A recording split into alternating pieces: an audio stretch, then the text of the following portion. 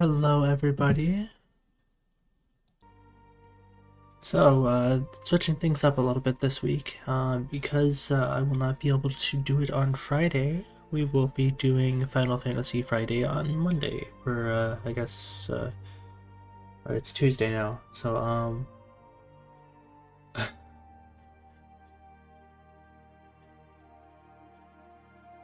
well, it was going to be called MSQ Monday, but, we're just going to do the Final Fantasy stream today. We'll get to about 3 or 4 hours of it, and we'll wrap up there. So, thank you for tuning in, and let's see what all we can get done today.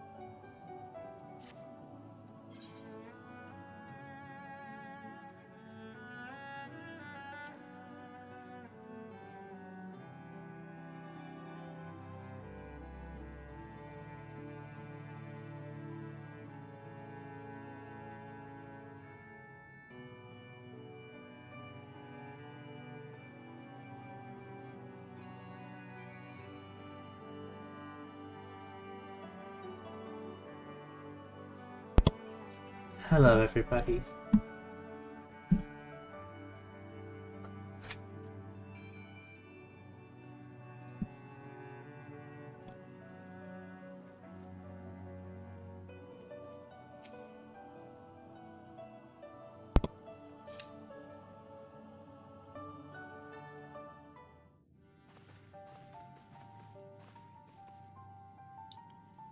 Oh, what a surprise. Well, what secrets have you come to extract from me this time? Though it pains me to admit, your words strike close to the mark. We humbly ask that you grant us entry into the Anti-Tower, that we might serve you to use it to seek a friend who we believe be transported to the Ethereal Sea. And who told you I could do such a thing, I wonder?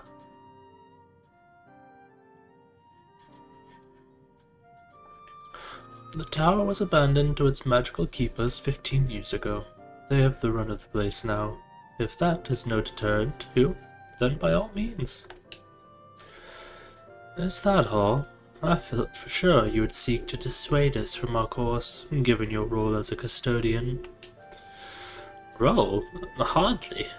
The form hoisted the title on me. During the Exodus, every entrance to the Antitower was sealed save one. My role consists of making sure no one with ill intent sneaks through it. Such was the form's final order to me. Well, I can remove the wards right away. Will you be going or not? We will, Master Matoya. We will do whatever it takes to find Minfilia.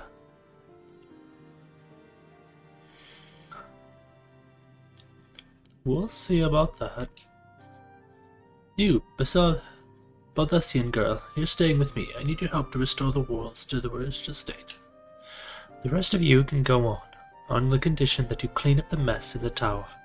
If you encounter any unruly familiars, you'll tend to them. Those are my terms. I'll hear no argument.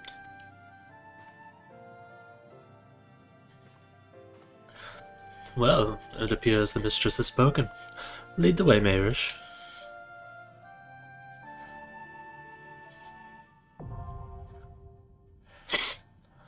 There's a dungeon entrance just right there in her wall.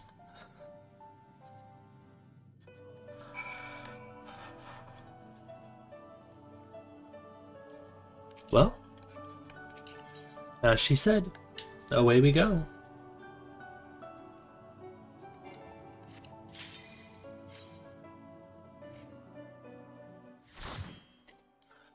Knives out.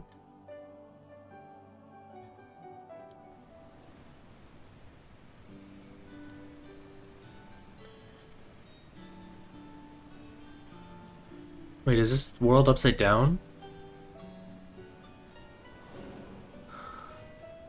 Yes, it is.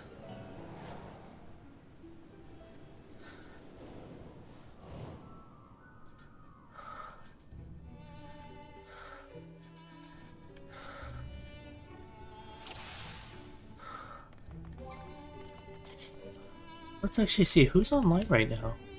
Unavailable at this. I cannot look at my friends list. That is rejected. Well, here I go killing again.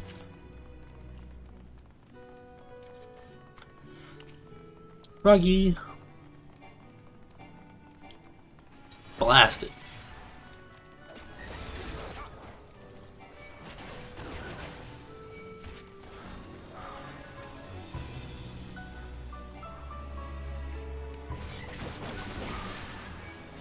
I can't wall-to-wall pull because it stops here.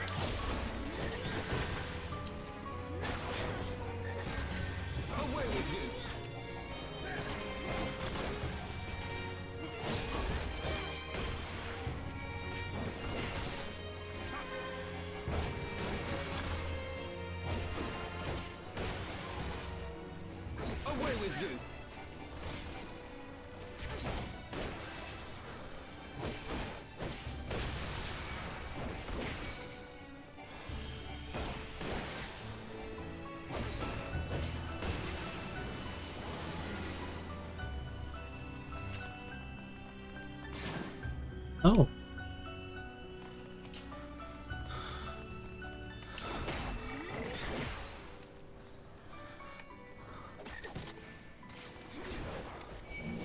They're all tamed creatures at that. That's interesting.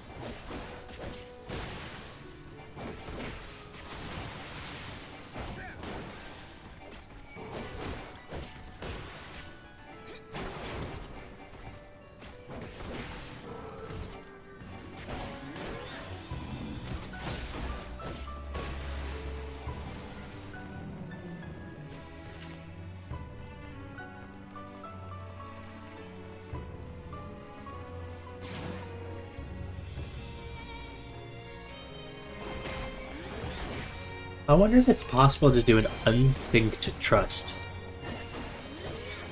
I'll have to look into that after we get out of here.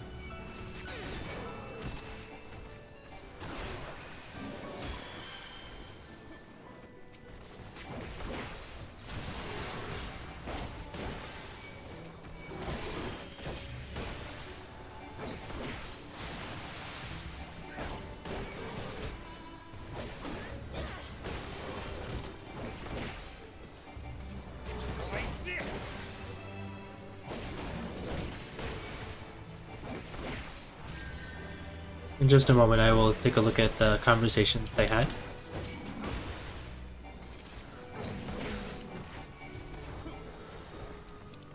Here we got an ethereal path, no simple thing to create. Let's keep moving. By the 12, it's literally upside down. Aether's so dense it's to be blinding.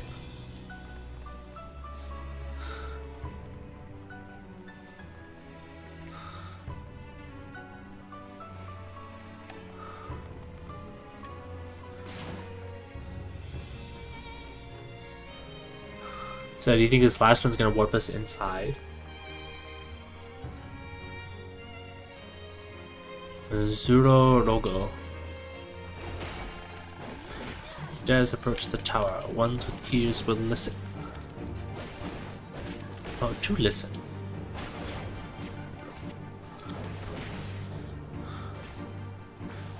Good gods, what an enormous Perlogo. They must provide excellent board gear.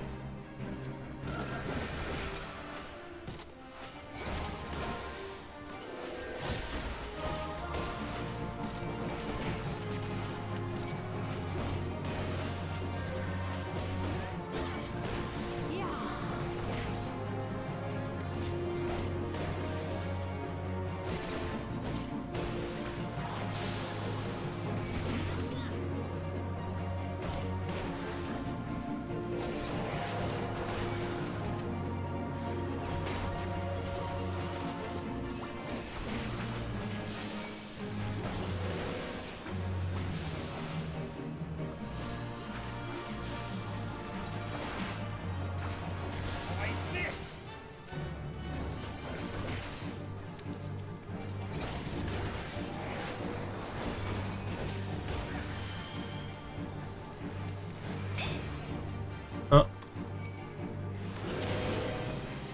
He gave me a concussion.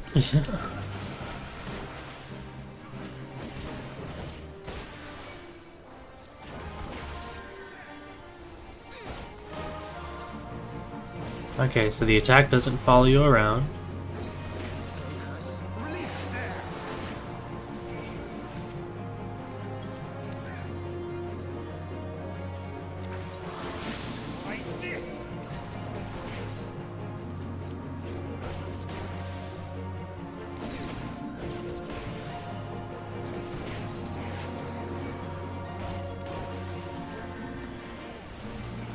Oh, I've been turned into a frog. That's not good.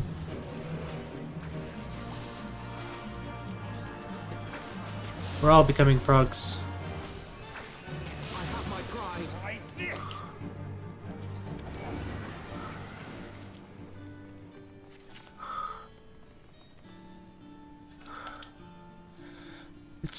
It's not easy being. I bet he was gonna say green. I pray I never hear that song again. Right, into the Aether we go.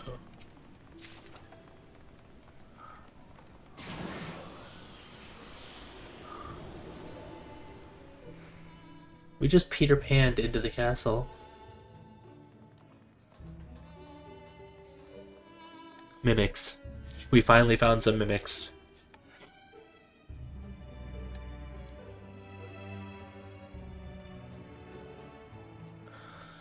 Is this it then? The ethereal sea. This is the shore, you might say.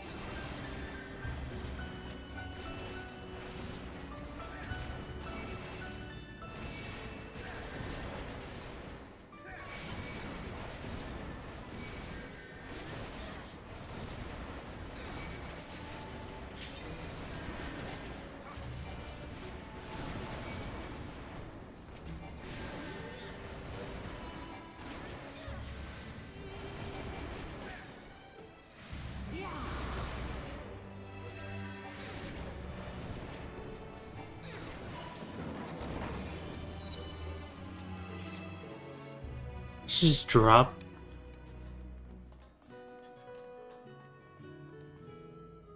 The only anti thing about this tower is that the anti-sense. Just drop doors to build a bridge.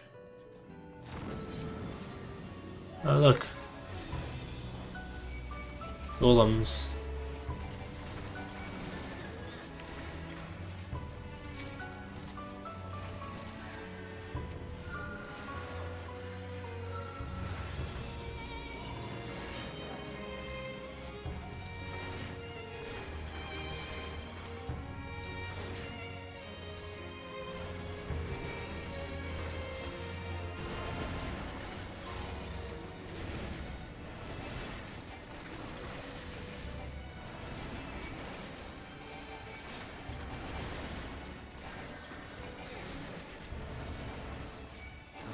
Keep that healing coming, Alphino.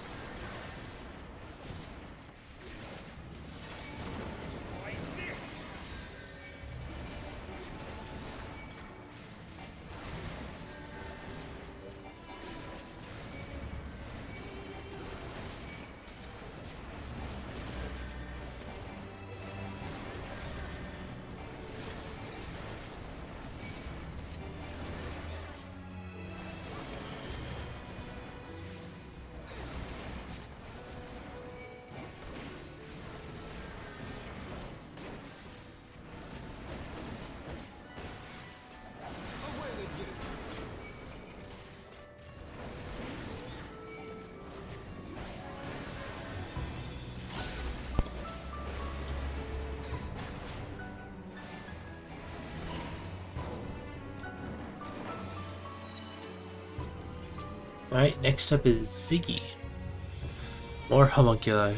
We'll deal with them like the rest. All these Spriggans here. I imagine they were drawn to the crystals.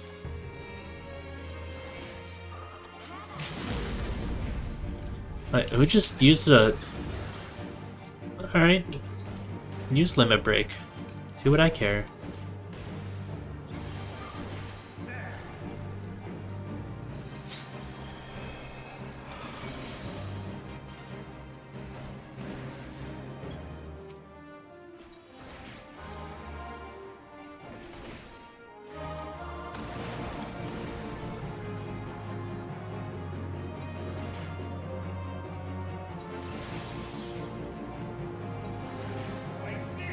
Jittering bounce?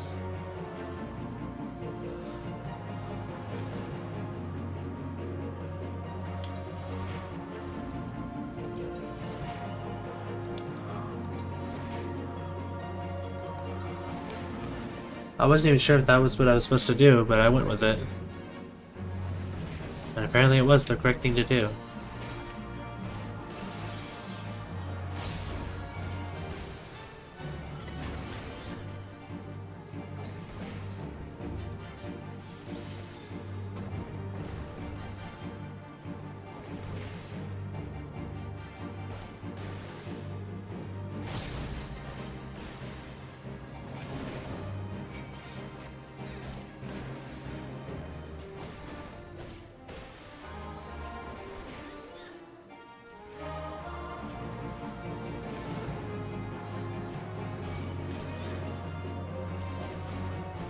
Alright, Ziggy, but it's time to take you down.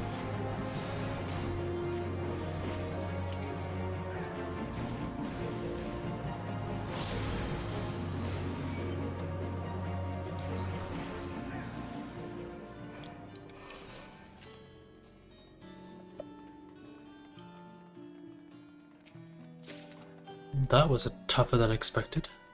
Come, the lowest level awaits.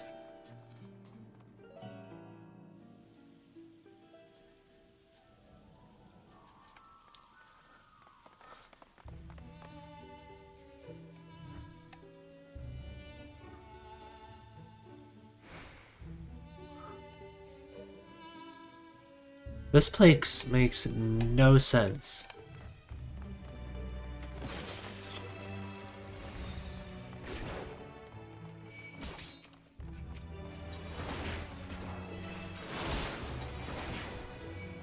Well, at least I can wall-to-wall pull here.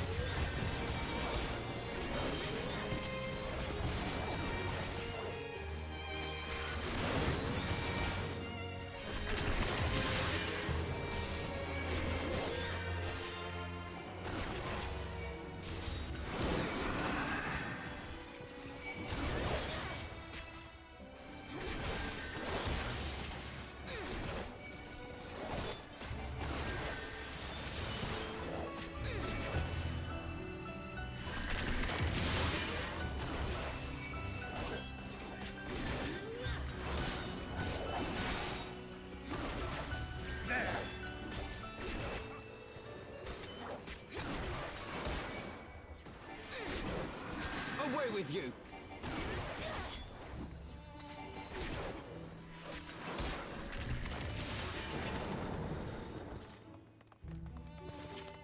And just like that, area is clear.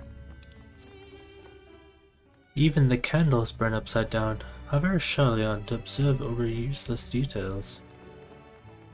Defenses for the innermost sector, eh? Can't lower our guard even for a moment. Even the candles are burning upside down? Oh, they are. This place is weird. Oh, hello. Are you the welcoming committee?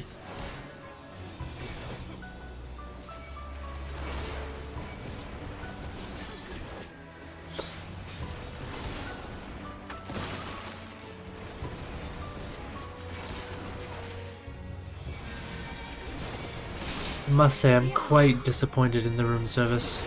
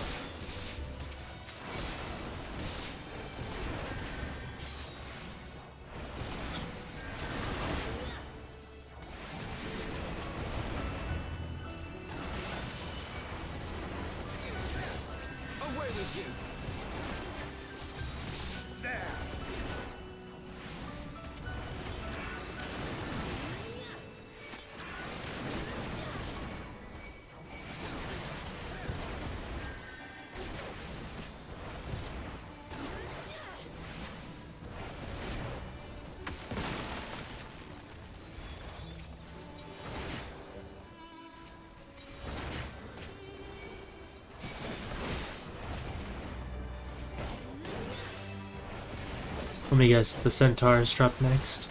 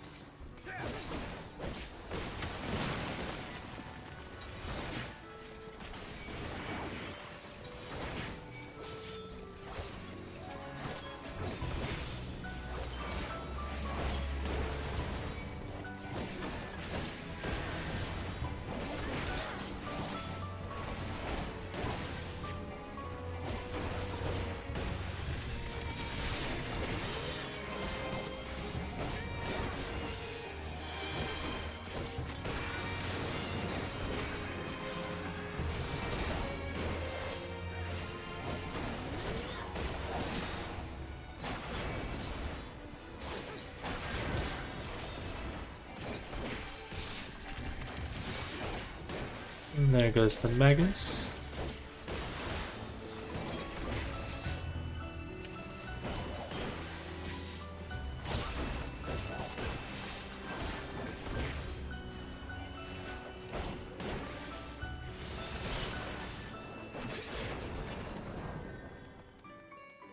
The way is clear.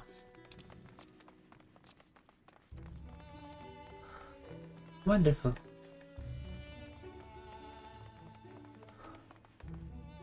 Now who would we have here? The creepy dolls.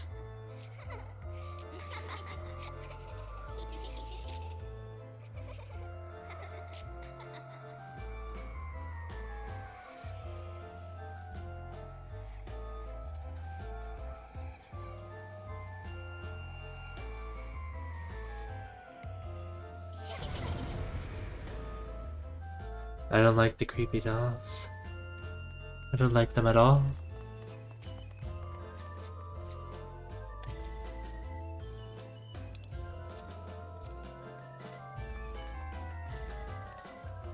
Those dolls are the guardians of the viewing chamber. Have care, I sense tremendous power from them.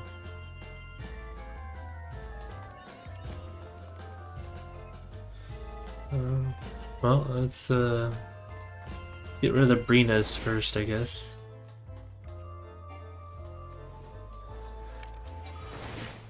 Wait. Really? They die pretty quickly.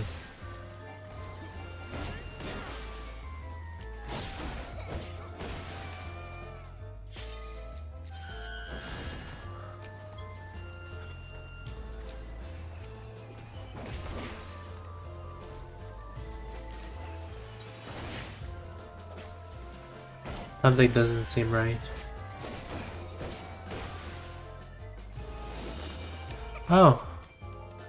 Wait. Strings. Oh, okay, there we go. That's more.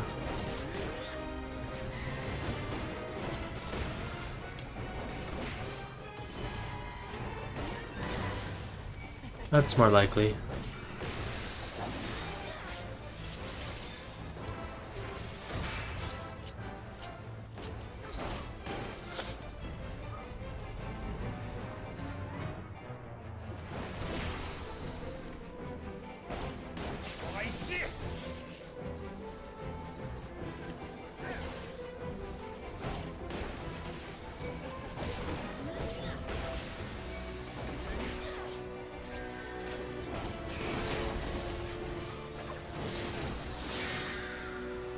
I became a doll. Away with you.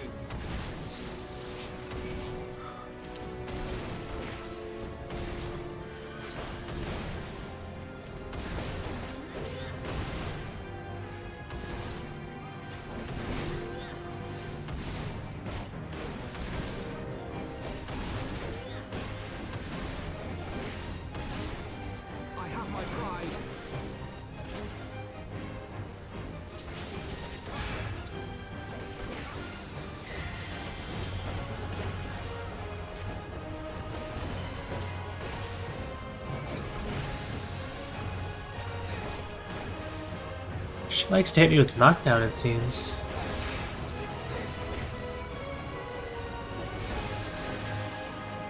Okay, thank you, Suzu. Give me just a moment.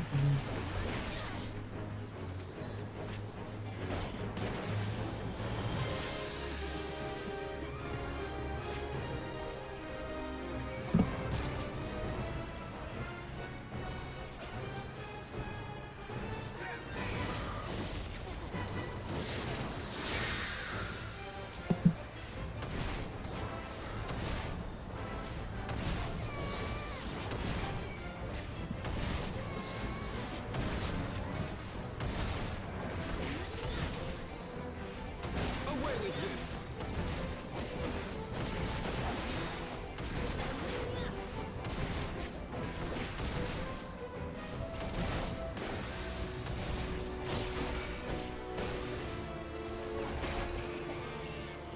There we go. Boss defeated. Creepy doll thing.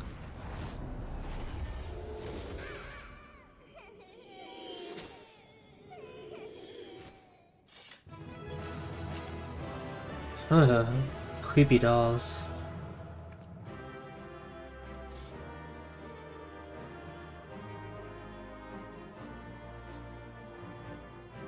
But yes, good morning to you too, Susan.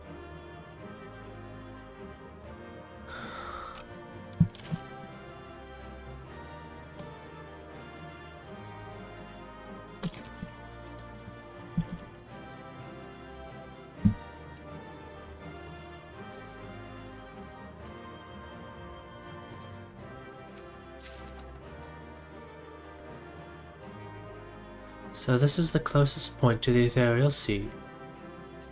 We've come for you, Minfilia.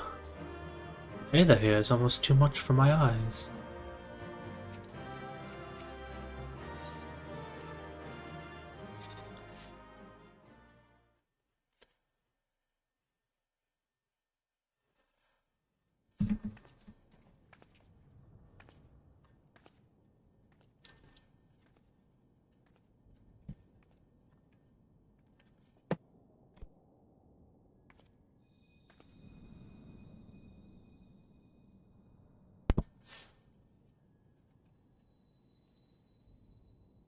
Hear, feel, think.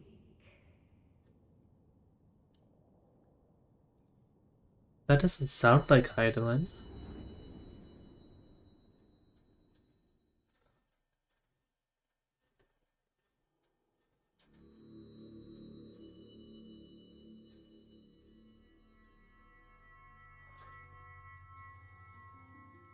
Through time and space hast thou journeyed unto me, as I knew thou wouldst. That doesn't sound like Heidelin.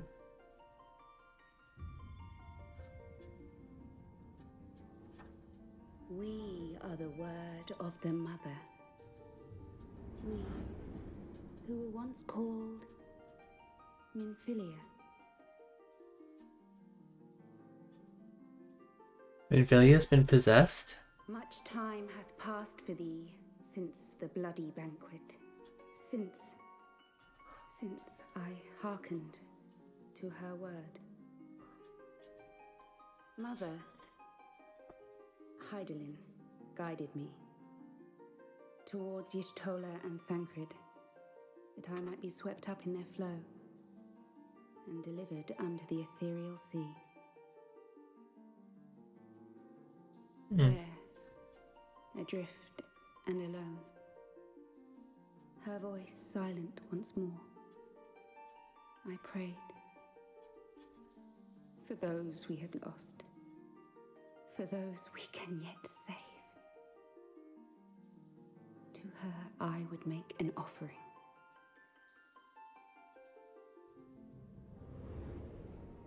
We speak now with one voice, one will, one word.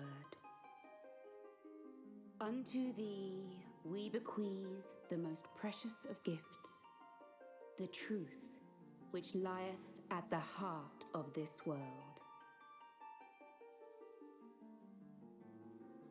Thus do we beseech thee once more.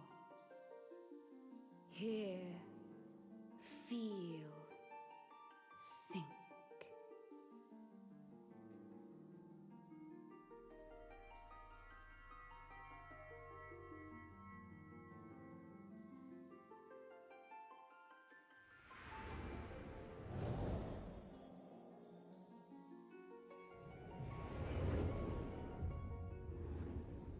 Before there was life, in the depths of the ethereal sea, light and dark did once dwell as one.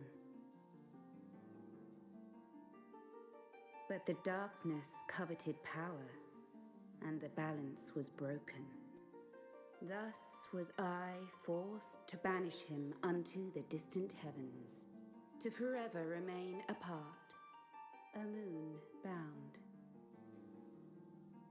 In sundering the star did we cry out, and the barriers twixt planes chanced to falter.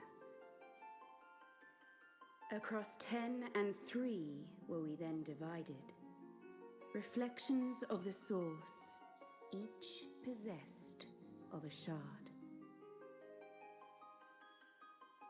Some of this is a little confusing. Zodiac longeth to be made whole. For his restoration, for his resurrection, his servants labor without cease. They seek to tear down the barriers which surround the source. Thus do they rejoice in their ardor, in your calamities, for each marks a rejoining.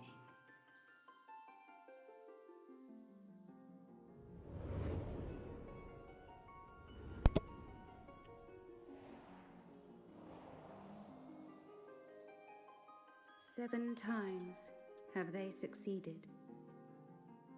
7 times hath the darkness grown stronger. 7 times The 7 umbral calamities. I failed. The Ascians cannot be suffered to continue. This is my final.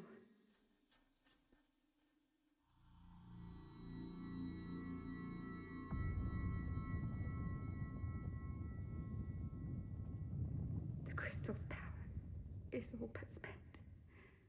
With what remains, I will return you to the shore of the ethereal sea.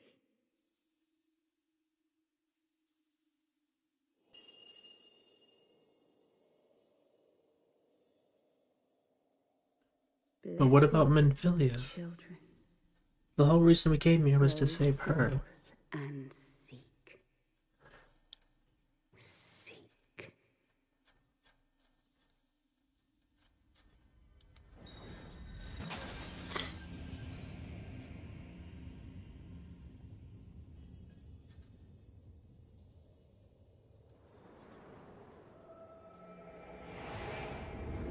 Wait, did she just die?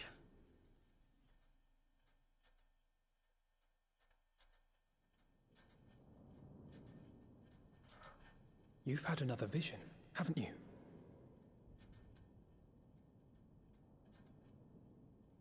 Let us return to Master Matoya's cave.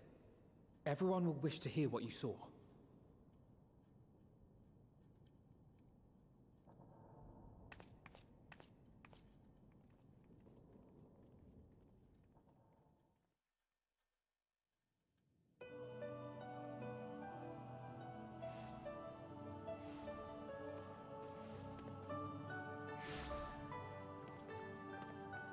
Still in one piece, are we? Well, did you learn anything? Yeah, Menphilia just exploded.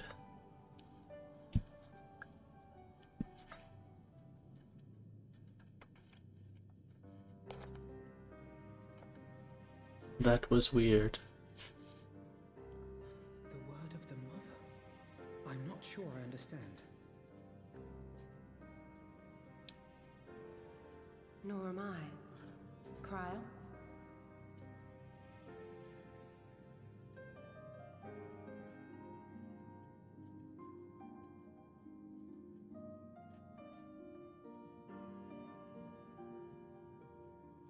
As unbelievable as it sounds, I see no reason to doubt her.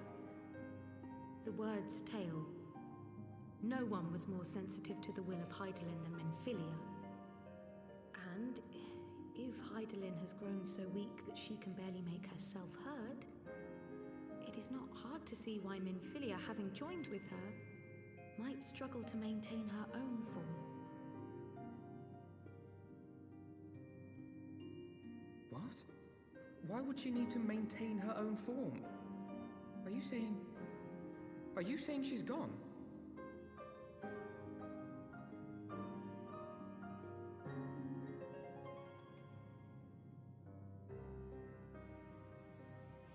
But that cannot be! Not now. Not after all we have accomplished. We were meant to usher in the dawn's light together. She threw herself on the fire to fuel your dawn's light, boy. You'll just have to usher it in on your own. Must you be so ungentle?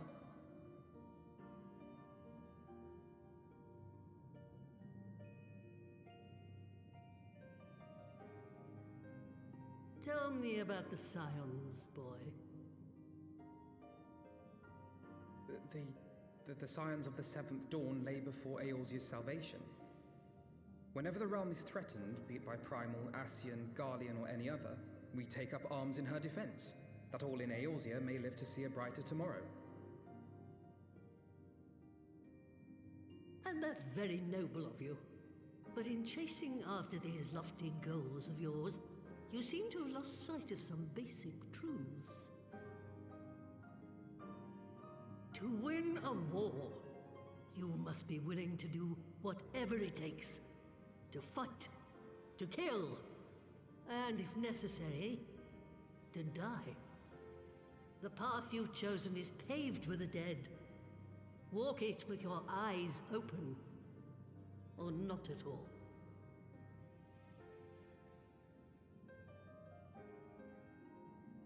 I know the truth of which you speak, and have from the first. If the Ascians will go to any length to resurrect their god, then we must needs be as committed to our cause, to unmask them and their schemes, and to crush them both utterly. Expansion just...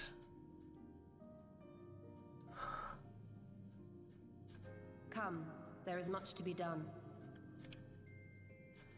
Yes, of course. So much death.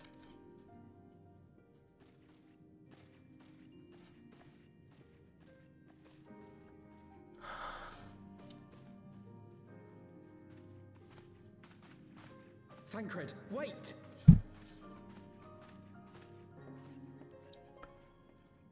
So much death.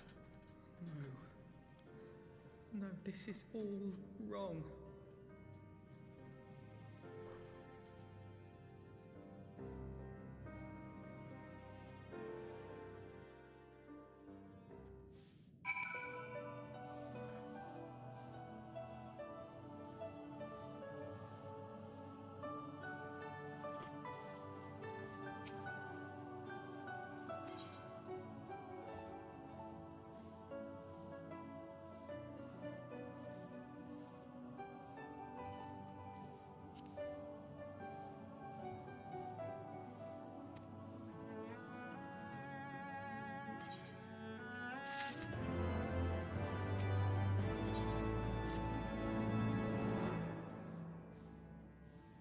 Oh, I forgot all about Flamin.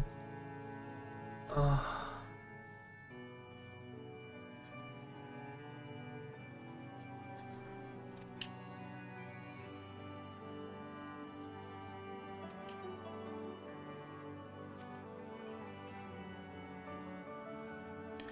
How am I supposed to tell her mother that her daughter's just gone?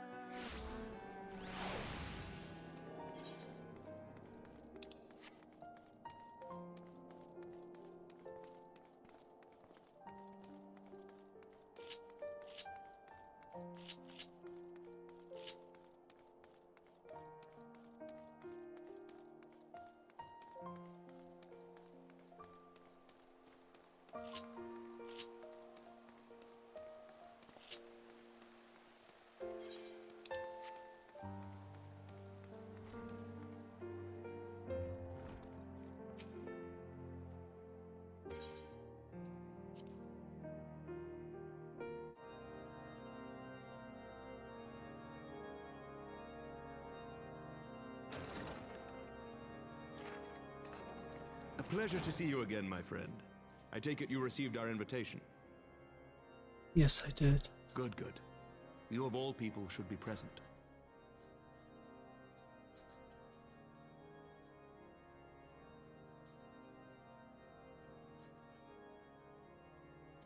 When the true brothers of the faith seized control of the vault, I feared the worst. Yet in adversity were we blessed with the promise of peace between man and dragon through Vidofnir's timely rescue of an innocent child. Timely, I say, though miraculous or providential might better describe the event. The gods themselves could not have devised a more fitting symbol of hope. Needless to say, we could scarce let such an opportunity pass us by. Which is why I set about making formal arrangements for a peace conference between our peoples. So I have to play diplomat again? You and yours have done more to bring us together than any, and it is only right that you attend. Yeah, I have to play diplomat again. But I confess that is not the only reason I would be glad to have you there. Given Nidhogg's implacable opposition to the peace, it is possible that he and his followers may attempt to disrupt proceedings, in which event your presence would be a comfort to all in attendance. Pray understand, I have no wish to invite the worm's ire, but if our fractured nation is to heal, if we are to move forward as a people united, then we must do whatever is necessary to bring about lasting change.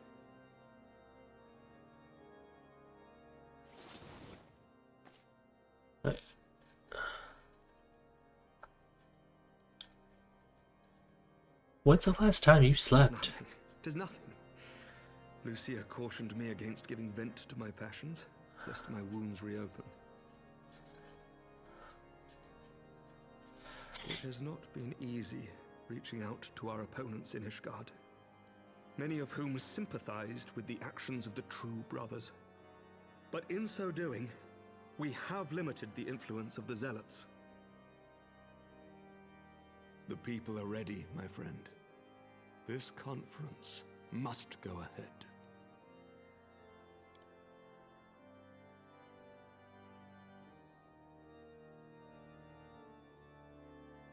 I knew you would understand. The conference will take place on the border of Ishgardian and Dravanian territory in Falcon's Nest. Lucia is there, seeing to the final preparations even as we speak. Pray join her at your earliest convenience. Would not do for the guest of honor to arrive late, after all.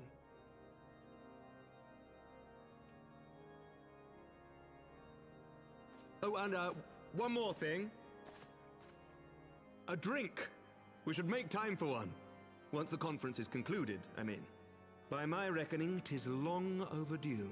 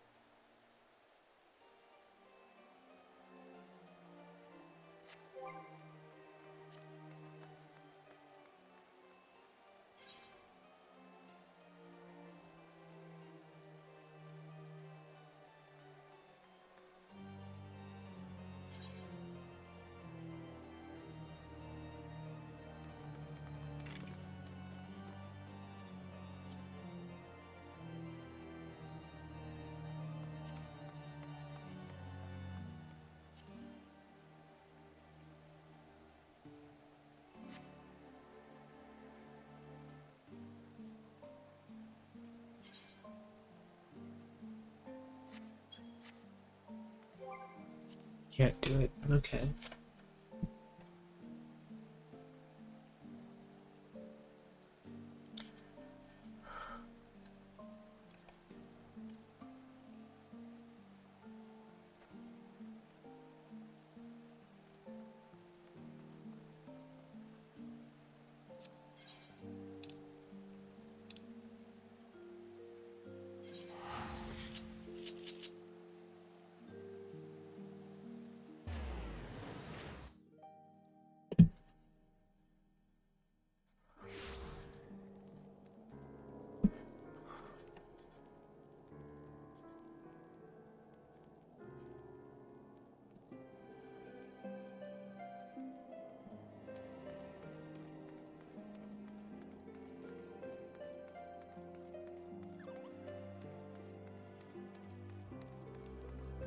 Lucia.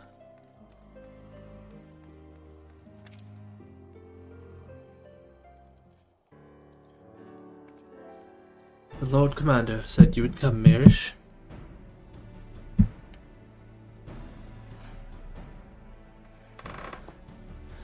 As you can see, the preparations for the conference are proceeding apace.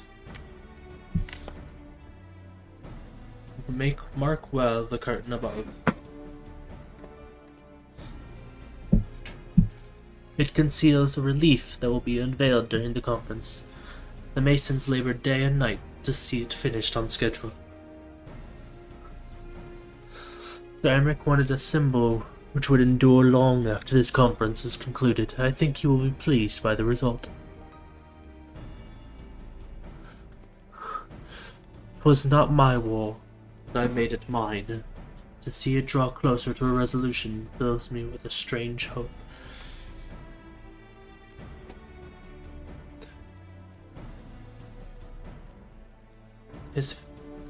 Forgive me, I'm rambling. You must be tired from your journey. Go rest, I will not keep you. Hello, radio. How are you?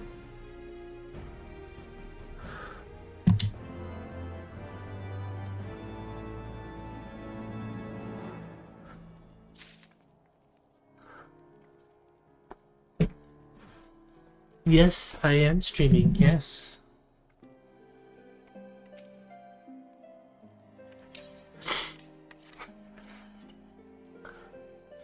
I am doing wonderfully.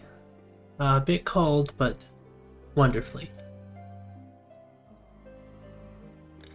If you'd rather not take a rest, then why not take a walk around Falcon's Nest, make your presence known to the people and so forth. In addition to those who have come from far and wide to attend this ceremony, you may meet Lords Arterial and Emanuele, who have graciously volunteered their services. They should be glad to see you. Now, if you would excuse me, I must needs return to my duties. What are you doing today, radio?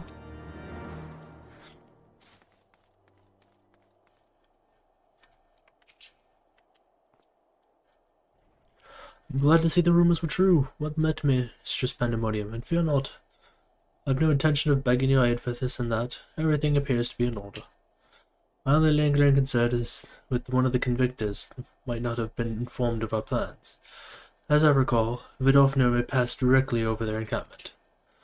The last thing we need is a glory-seeking nobleman attempting to slay a Dravanian ambassador to a peace conference.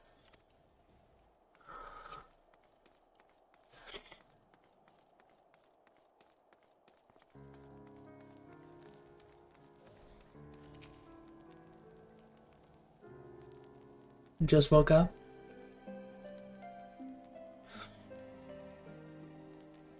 Do you know when everything is set to begin? I wasn't sure how many might come, so I thought it would be best to come early and find a spot with a great view. When I heard Sir Aymeric was planning to make a speech, I knew I couldn't miss it. I mean, the man risked his own neck to rescue those hostages. How often do we get heroes like that in this day and age? He's more than a fighter too, he's a thinker, he is. He's got plans to better our lives, to change things. And he'll do it, by the Fury. Me and my friends and family, we all believe he can do it.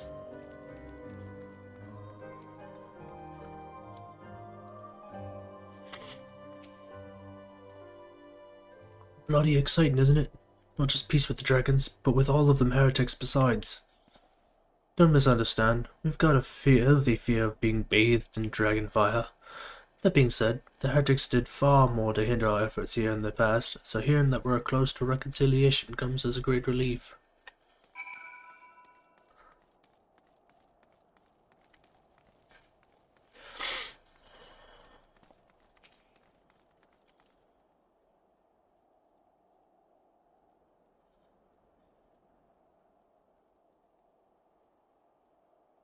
How much has changed since we fought alongside each other in the vault? If you had taught me that we would be soon hosting a peace conference, I would have thought you a naive fool.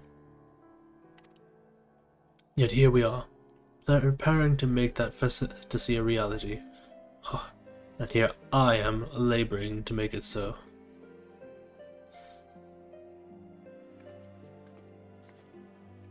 Lord Arturiel, if I may. Certainly, First Commander. How may I be of service? Some of the convictors are refusing to stand down. The majority were willing to do so, but a small party have instead pledged to engage any Dravanians bound for Falcon's Nest.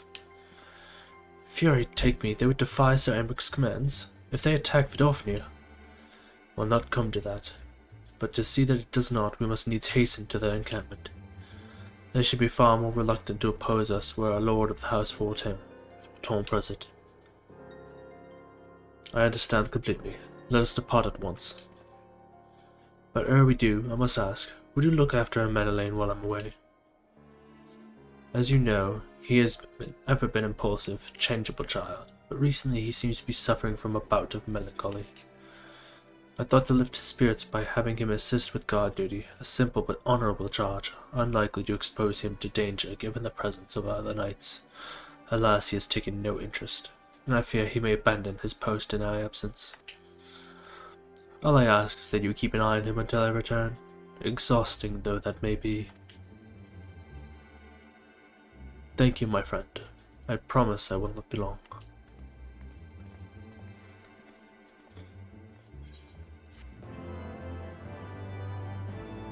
We're gonna go put one of those child leashes on Madeleine.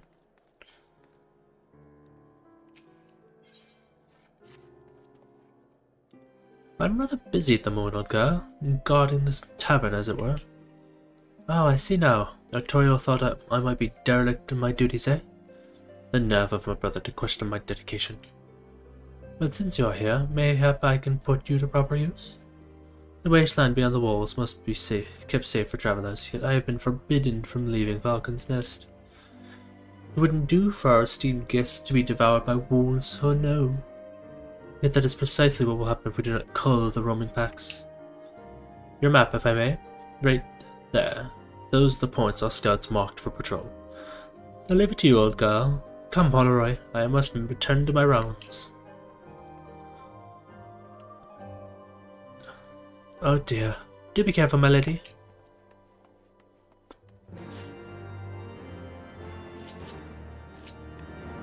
Let's go dive bomb some wolves.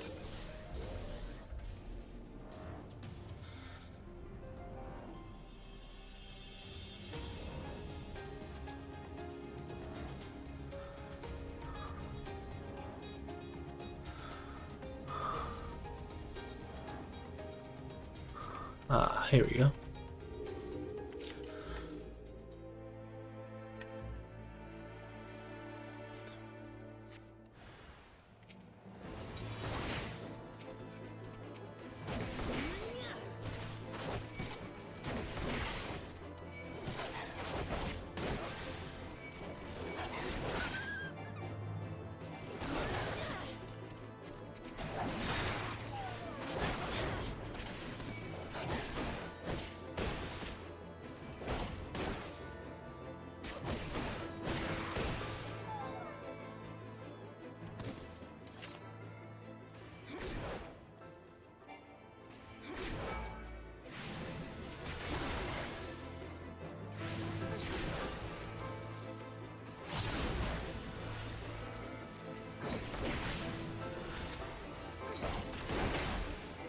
And that got me some charges.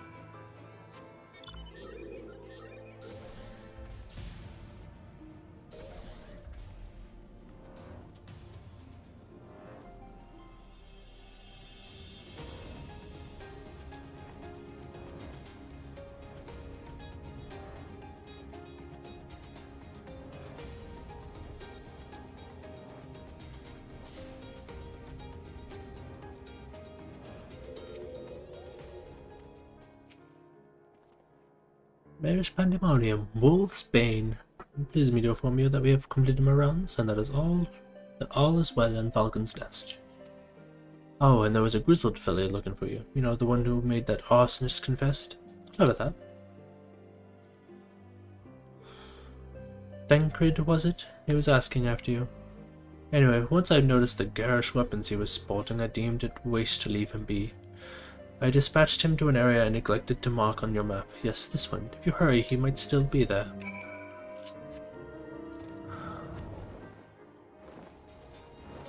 Don't mind me, I'm just gonna take a dragon over there.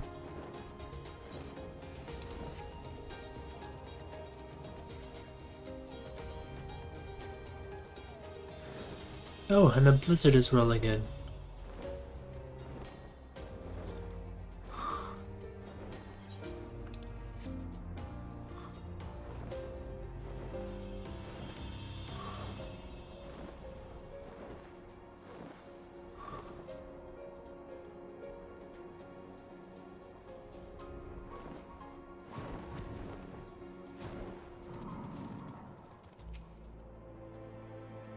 Fancy meeting you here, Marish. Was fortunate I came when I did. These two would have fared well against the wolves on their own. The young lord wasted no time taking advantage of you, did he? And me, I suppose. Let us return to Falcon's Nest then, see what other thrilling tasks he may have for us.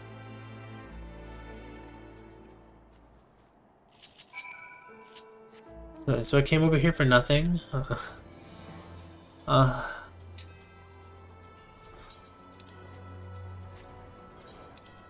It'd be faster to do this.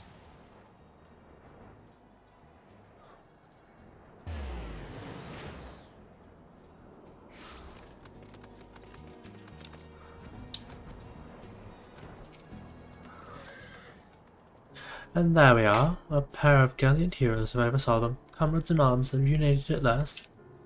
By your selfless sacrifice have you guaranteed the safety of many guests. On behalf of Ishgard, I thank you both. And with that, there is naught left to do but enjoy our well-earned respite. You didn't do anything. Oh, and this should be, of course, go without saying. But let's keep those last few favors between us, yes? Arturiel wouldn't understand. Right then, the first floor of those barracks have been converted into a tavern for the duration of the conference. Why don't you go and have something to eat? For once, a suggestion which I agree. Go ahead, Marish, I'll join you anon.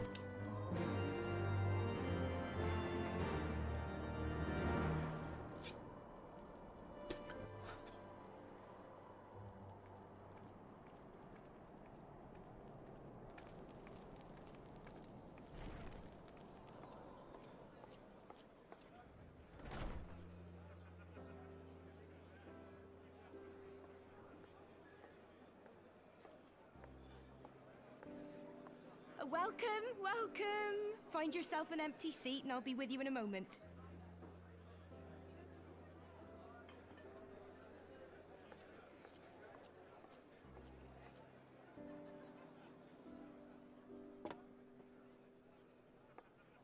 Cold out, isn't it? Here, a mug on the house. Let's get some colour back in them cheeks.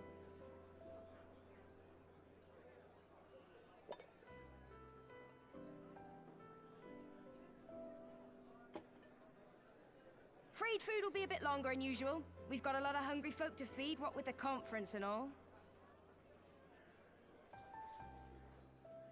Oh, so many people with cause to celebrate. To think there could be peace in our time, after all them years of fighting.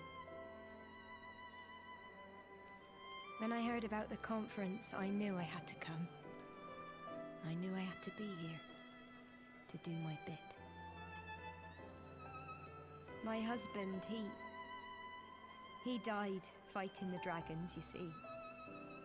And here we are, about to break bread with him.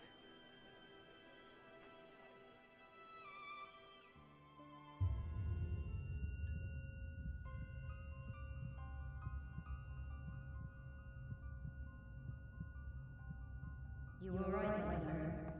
You look tired. Did she seriously just poison me? After all you've done, I say you're dead.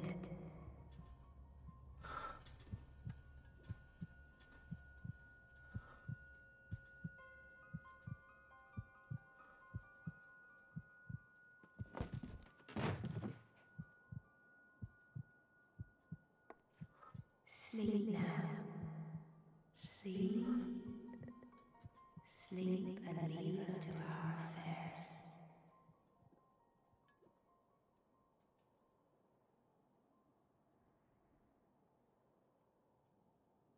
This was never your fight.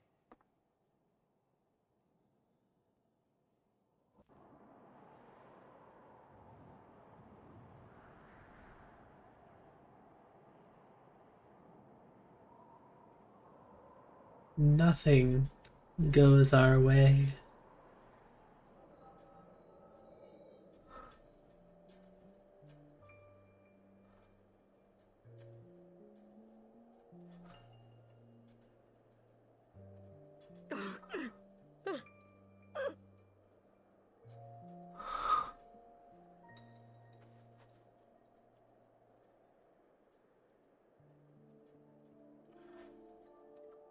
My son. They told me he walks in Halone's halls. Him and the rest of his unit. They told me the same.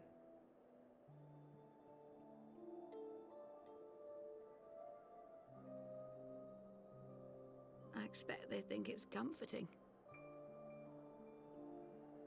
Every time I come, I cry.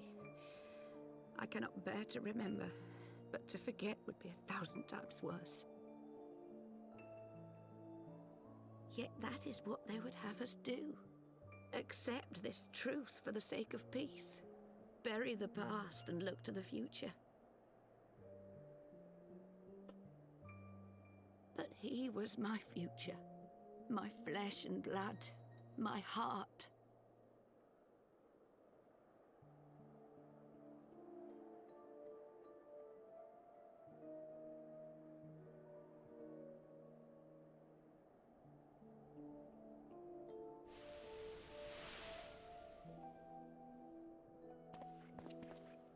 Is this it? We're the only ones with the courage to oppose this madness? Cowards, a lot of them. They think only of the prize, of the peace Sir Emmerich promises them. They know in their hearts it's a lie, but they go along with it anyway, desperate fools. But not I. Not I! I see the worm that killed my brother in my dreams every night. And I will not rest until he lies broken at my feet. Him and every last one of his accursed kin. All this nonsense about Kings of Eld, as if I care what they did or didn't do, makes no difference to me and mine. Have the dragons sued for peace in 1,000 years? Are they bollocks? It's a bloody ruse is what it is, and Sir Emmerich and the rest of them bloody fallen for it. But what can we do? They believe, and naught we can say will ever change their minds. Whether we like it or not, man and dragon will come together at Vulcan's Nest, and all will be forgiven. Forgiven and forgotten.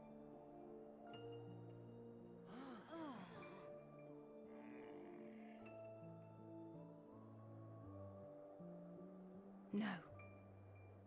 I will not let that happen.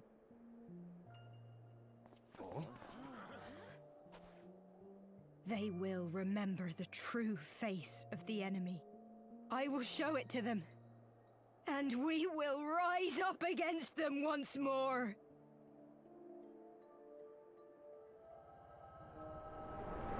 Why is it always the stupid people? Because they're stupid. Hey! Hey! This is no time for napping.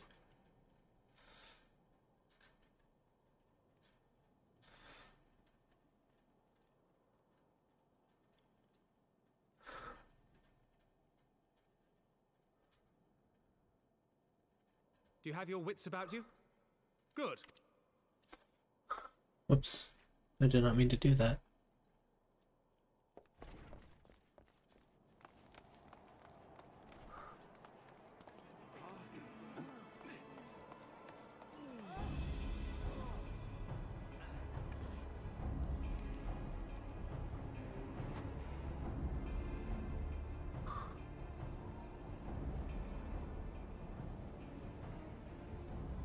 Hear me, brothers and sisters. Do not be fooled by the honeyed words of the Travarnians. The peace they promise is but a prelude to slaughter.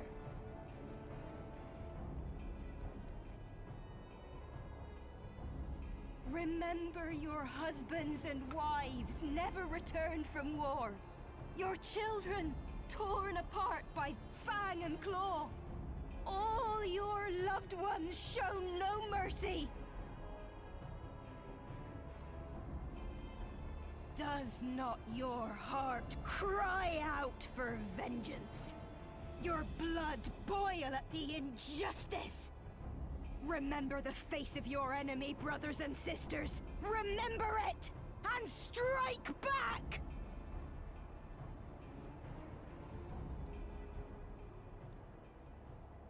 You there! Don't just stand around gawping! Do something, man! Stop her! Yes, my lord.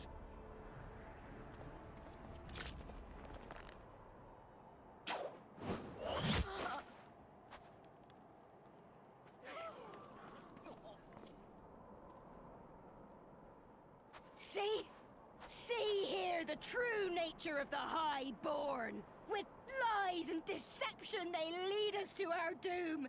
And dare we raise our voices in dissent? Death is our reward.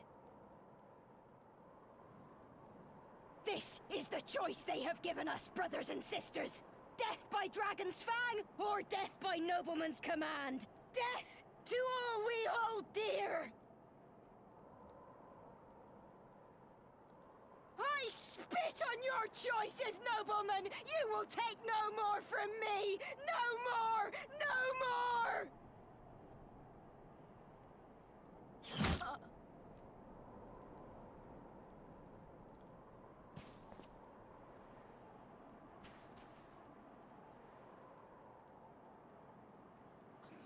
What have you done? I only did as you ordered, my lord.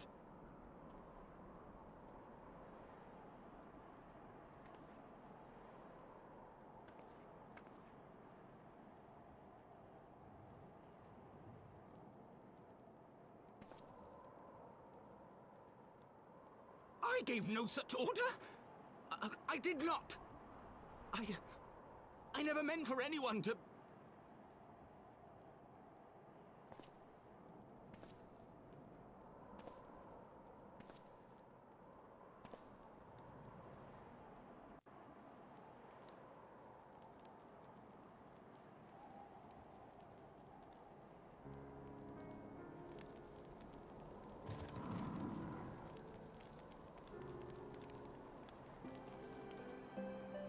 Oh, this is bad.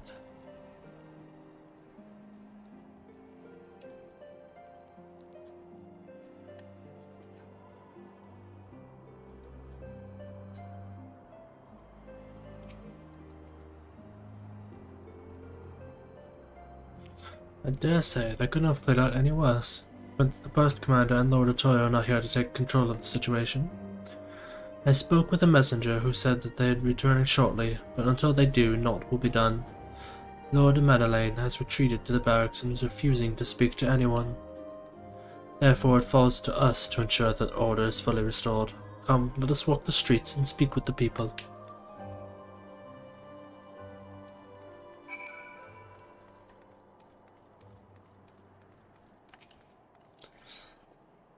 My wife and I fell while fleeing with the others at first.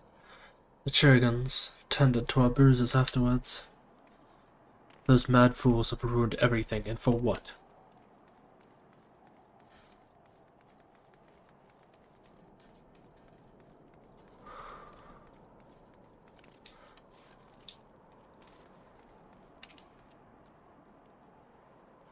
They were wrong to resort to violence, but when I heard her speak, her words were as a dagger in my heart. Who are we to decide that enough is enough, that their calls for justice can never be answered? Will this be the end of it, or will there be others like them and the true brothers? Do not want to bear steel against my kingsmen ever again. Do not know if I can.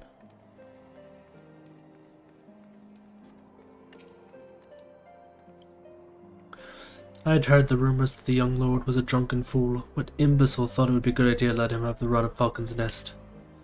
Well, I say him and Sir Emma can take their bloody change and shove it up their asses. I will not be taken in by that rot again.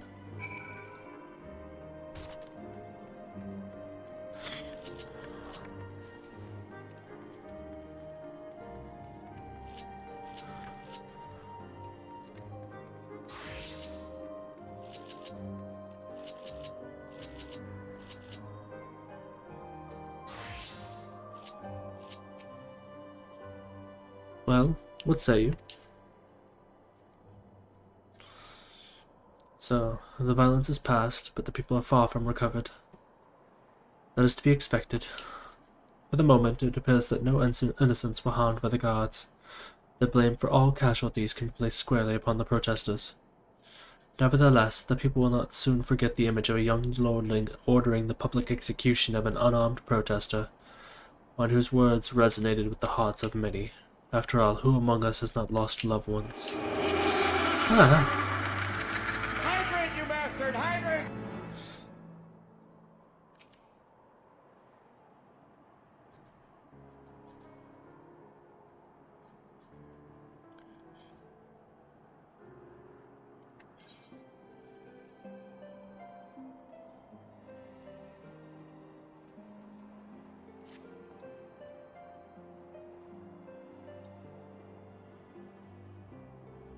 Lord Arturiel and the first commander should be returned by now.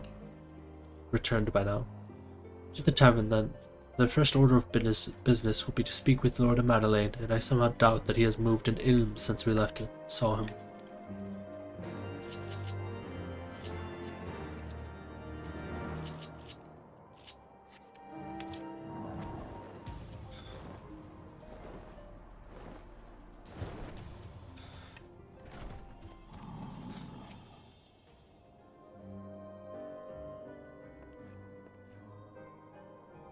My apologies, Marish. I bear full responsibility for this debacle. There will be a time for that later. I, for one, am more concerned about picking up the pieces. What do we know?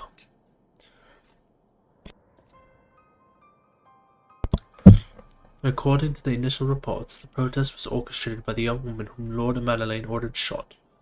She and her conspirators infiltrated Falcon's Nest, posing as servants and guests. Several were taken alive, others resisted and were struck down. Still, others took their own lives. Our forces suffered casualties as well, but by the grace of the Fury, no civilians were seriously injured. Still more remarkably, the ringleader yet lives, for the time being at least. The Churchians are doing what they can for her, but she may not live through the night. Given their impeccable timing, it is that the convictors who drew us away from the hamlet were in league with the protesters. Accordingly, we have detained them for questioning. I'll be sworn that these villains spent as much effort plotting the failure of this peace conference as we did its success. Well, if the mood of the hamlet is any indication, theirs have been more fruitful labors. The week of the protest, people seemed disillusioned.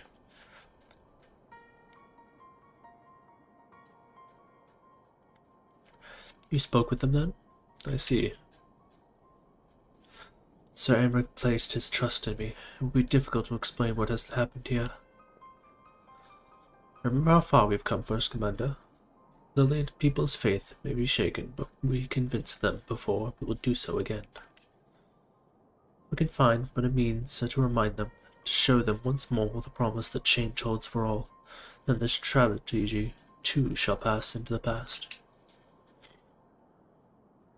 We must pray that you are right. Nevertheless, for the time being, I have no choice but to suspend the peace conference, pending Sir Emmeric's final decision.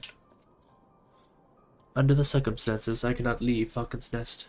Marish, will you deliver my report to the Lord Commander in my stead? Get up, Madeleine. You're going with her. Go on without me. I was not asking. You will answer for your actions in person, is that clear? Yes, my lord. Come, Honorai. Your manservant is not here. In fact, I have not seen him for some time. Honorai? Honorai! I've sworn he was.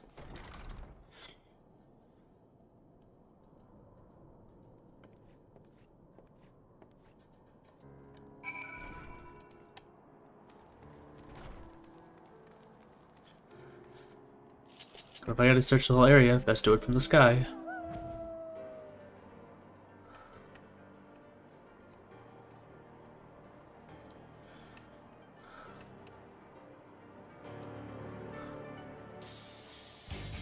Now, why is there a kitten up here?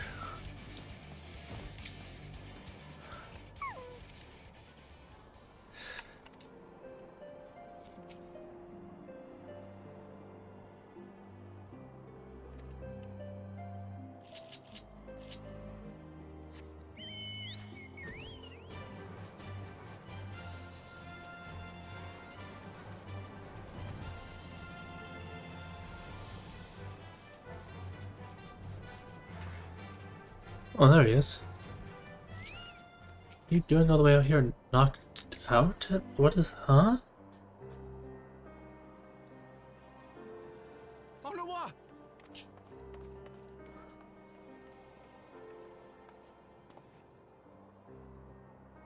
No, no! What have they done to you? Onowa! Onowa!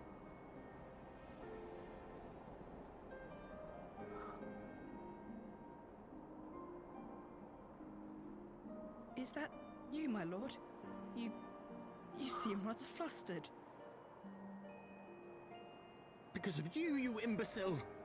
What in the seven hells happened to you?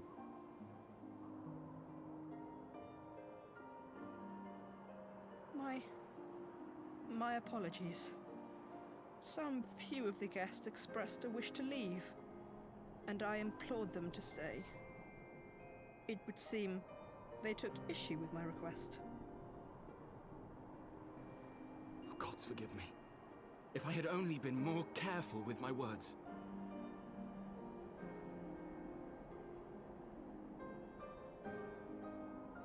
Do not blame yourself, my lord. I know that you and your brother have Ishgard's best interests at heart. That poor woman. She lives in the past, clinging to the memories of the lost. But the future holds so much promise, so much joy. And you know that better than any.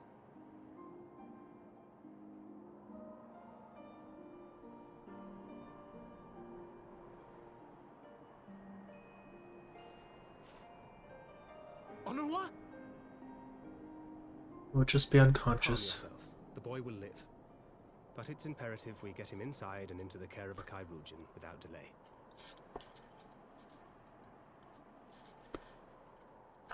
I've been saying that name wrong this whole time. We were so close! Why does it all have to fall to pieces? Don't they want to live in peace? Don't they want to be happy? We all want the same thing! And still it falls to pieces! Tell me, what was I supposed to do? Someone, anyone, tell me, what was I supposed to do?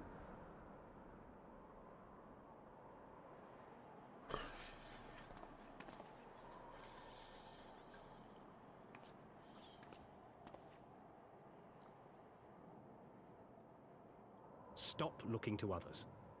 You make your choice and you live with the consequences.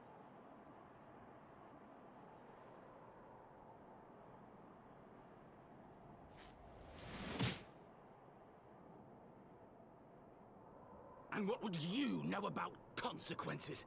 You who always know just what to say and just what to do. Your every deed is greeted with a round of applause. Oh shit.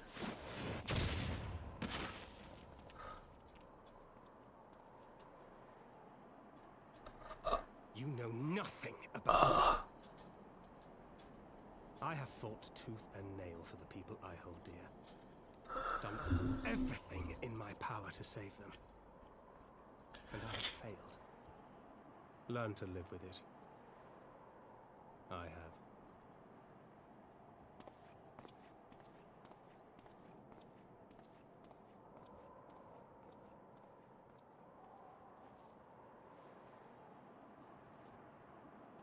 Wrong thing to say to the person that just lost the one person he wanted to protect.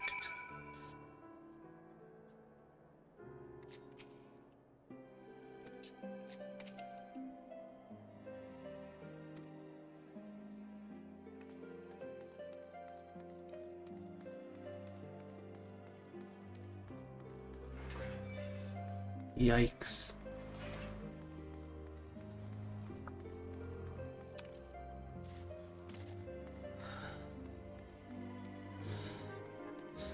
Thancred, so I know he hit you, but that was a little...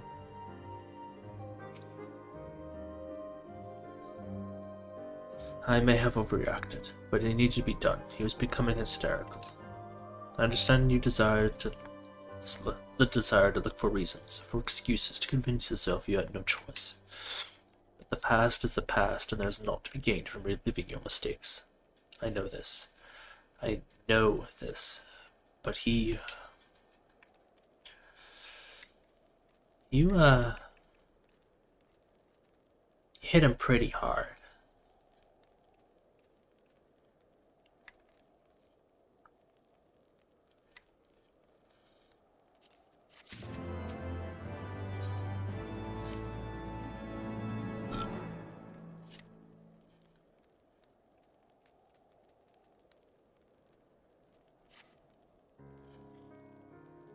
I have no desire to wait for the lordling to emerge from his puddle of self-pity. We have more important matters to attend to in Ishgard.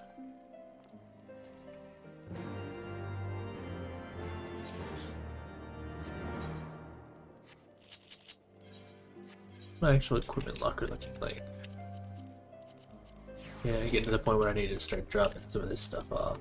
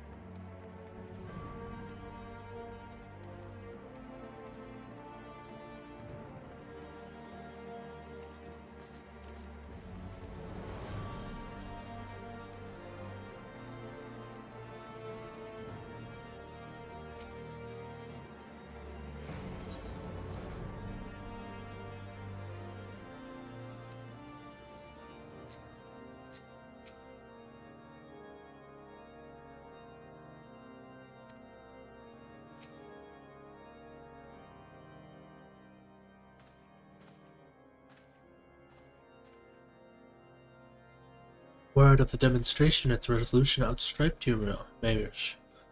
Every man, woman, and child in Ishgard has heard the tale. It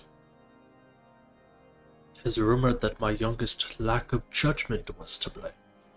Of course, such stories are prone to exaggeration. What exactly came to pass?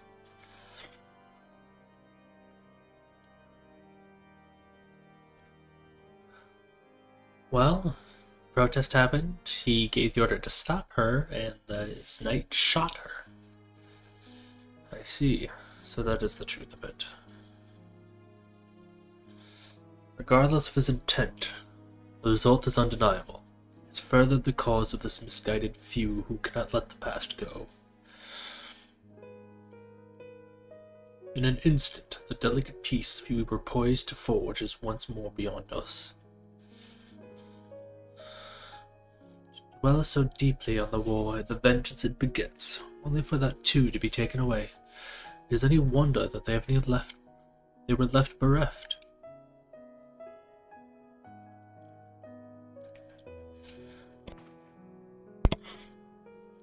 For what was this sacrifice? Have we naught to show for our sufferings? I thought peace a sufficient salve, but mayhap I was mistaken. We are warriors, Lord Edmund, and ours is a nation built on centuries of warfare. Right or wrong, this is who we are, and we cannot deny it at our peril.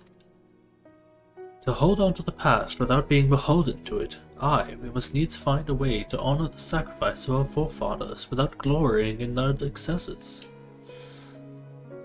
A difficult path, to be sure. We cannot deny the scars which mar our nation's soul, lest we spur our disillusioned souls to retrace them. But as you say, we dare not revel in the past glories either, for they are tainted all. A clear, unambiguous enemy and an undeniably righteous cause.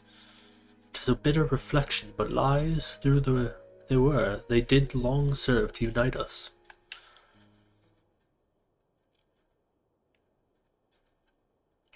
No truth will ever serve as well, I fear. Yet we are not without options. Our last meeting, a proposal was tabled by the other members of the Orgies and Alliance for joint military exercises to strengthen the ties between our nations and to test our readiness to meet with a common threat. I had thought to delay these exercises until after the peace conference, but mayhap a grand melee would be just the thing to lift our beleaguered spirits. Better still, an occasion for the Temple Knights and the Watch to take the fields as allies, a unified Ishgardian force filled with the men and women from all the walks of life, which would stand against a coalition of the allied forces' finest. Hosted by Ishgard in the shadow of the Gates of Judgment, a victory under such circumstances would serve as a reformation, nay, a declaration to all and sundry that we are strong and united as ever.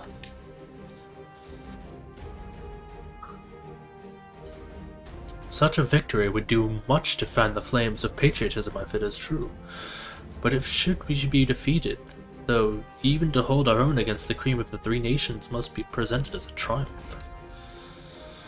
Very well, you may count on my support for what little it is worth. However, I have a request. I would have my son Madeleine take part in the grand melee.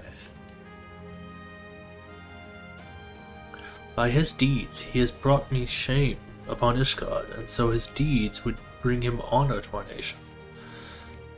As you wish, my lord. If that is his desire, then it shall be so. Now then, we have no time to lose. Mayrish would be so kind as to deliver my instructions to Lucia. I shall write to the Alliance leaders at once and begin making arrangements for the grand melee. Should you chance to see my son, pray inform him of his duty.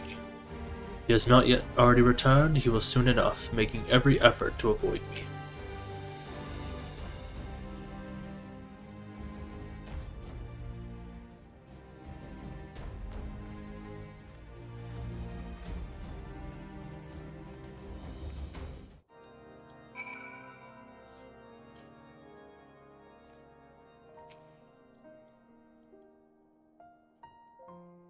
So that is their solution. A grand melee to unite the people. And what part would they have you play in this affair, I wonder? You, whom they have taken into their confidence, upon whom they have come so heavily to rely. And will you oblige them when the proposition is made? Will you stand for Ishgard once more?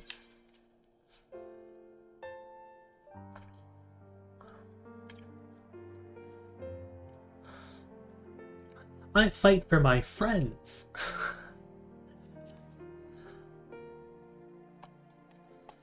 A poor choice of words. For friends tried and true then. The living and the lost. So for this grand melee of theirs, Sir Emmerich wishes to field a force comprised of both his Temple Knights and Hilda's Watch, yes?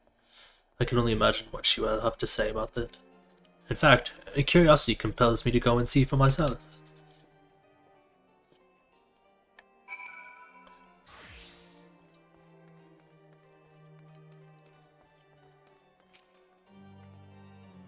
Well met, Mayrish. Have you spoken with Sir Emmerich?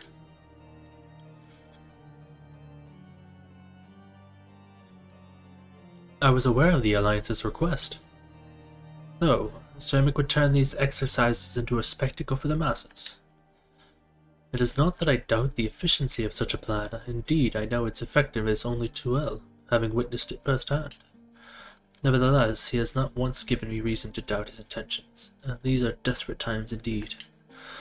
I will select knights for the event forthwith. As for the watch... Did he now? How considerate of Master Thancred to seek out our young watch commander on his own volition. Alas, he acted prematurely. Pray deliver this list of watch candidates to Hilda. I would have her best men, not her most dispensable.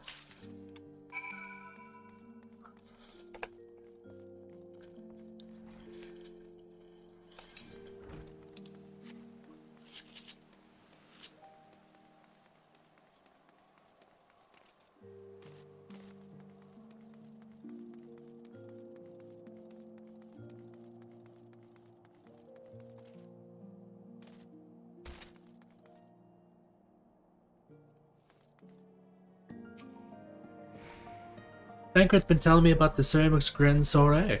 It seems we're expected to join in. It was nice of him to invite us and all, but I hope he does know what he's doing, because we ain't just to dance with professional bleeding soldiers.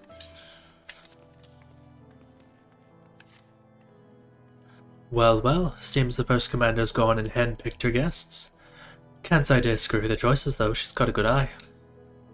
Will you be fighting too? Reckon to be inspire the lads if you were. Might take their minds off getting their hands tied. Their hinds tanned and all.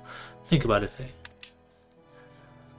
I hate to ask, but you haven't seen our favourite lordling, have you? I thought not.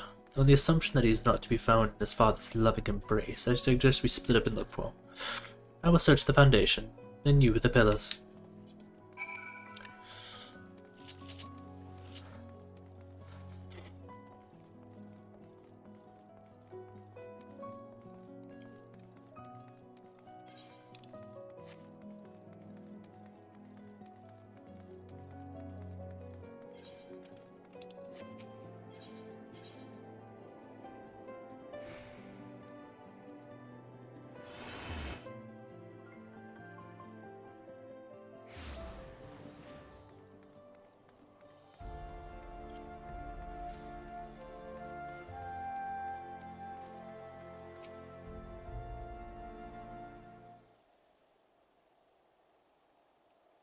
I carried Honorite to the manor.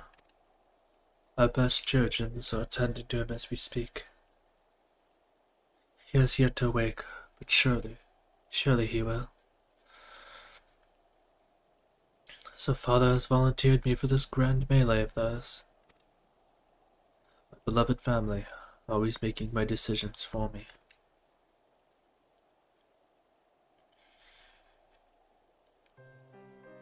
It's not like that. It's just, you wouldn't understand. How could you? You are free to be the woman you want, whereas I am a son of House Forton, don't you see? My future was determined before I was born, what I could and could not do. Right or wrong, that was the way of it. Until the old order began to crumble, now we wander amongst the rubble, searching for purpose and a place. All around me, brave men and women rise to the occasion. With faith and conviction, they dedicate themselves to their causes, but not I. I was terrified of making the wrong choice, which is why I let better men make them for me. Do this, do that, take this duty, guard this conference. I suppose I had convinced myself I was above it all. I was above it until your friend showed me otherwise.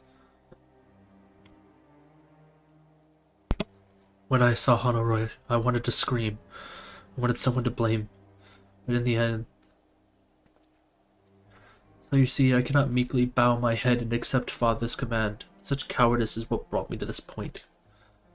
I will go to Cerambric, and I will make my own decision.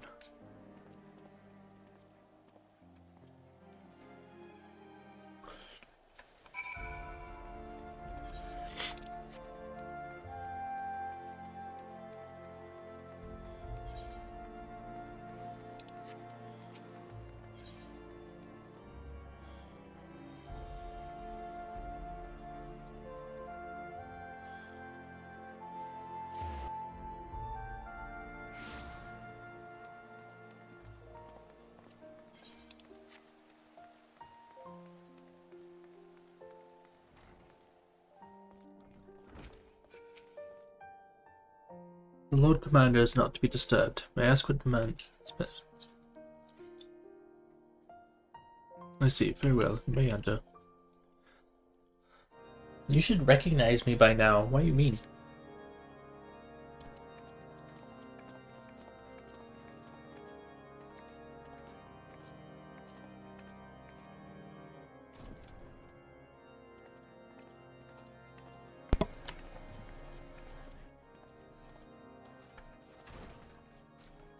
Lord Commander, if I may, I wish to speak with you before the Grand Melee.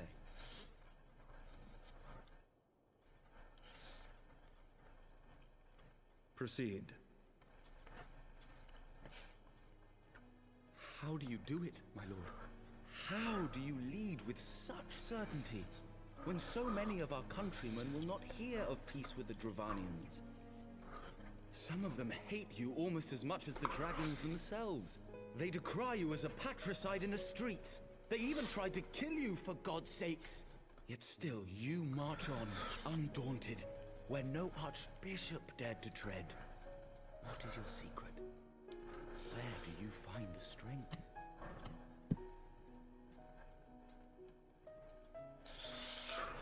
For centuries, our nation has been punished for the sins of our forefathers. If our punishment is to end, I believe we must right the wrongs of antiquity and move forward as a nation united. Needless to say, my father did not share this opinion. He did not believe the people strong enough to bring about their own deliverance, trusting only in himself. Tyranny seemed to him the only solution. But I have faith in the people, Lord Amanalain. I have faith that they will weather this storm and overcome every trial we set before them. Many have fought and died to see this blight upon our nation's history cleansed, and I would not let their sacrifices be in vain. Though we invite reprisals, the risk is worth the reward.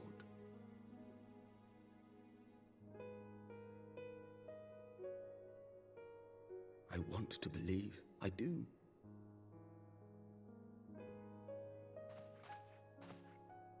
Lord Commander, through my careless orders, a pall has been cast over these proceedings, and I beg the opportunity to make amends. I, Amanalain de Forton, do hereby request leave to take part in the Grand Melee.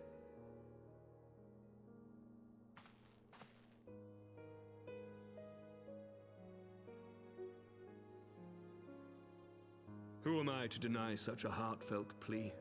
We would be honored to have you join the fray, my lord.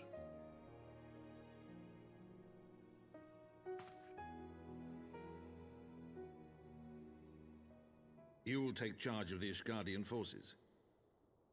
For all my other responsibilities, I am still Lord Commander of the Temple Knights, and I would not soon yield this duty to another. The esteemed Sir Emeric leading the Temple Knights and the Watch into battle along with my youngest. I could wish for no more. Then you wish for too little, my lord. There is another who might yet join the fray. An indispensable ally to whom we owe much and more. Of course. An adventurer beholden to none, who nevertheless chose to champion our cause, who has shared in our suffering and in our glory. A warrior without equal, who I am privileged to call a friend. There is no one I would rather have fighting by my side. I mean, hey, as long as I get to stick it to Raban and all the other commanders, But if your conscience will allow it, let's do this. might you oblige me, my friend? One more time. Please let them also be in this melee.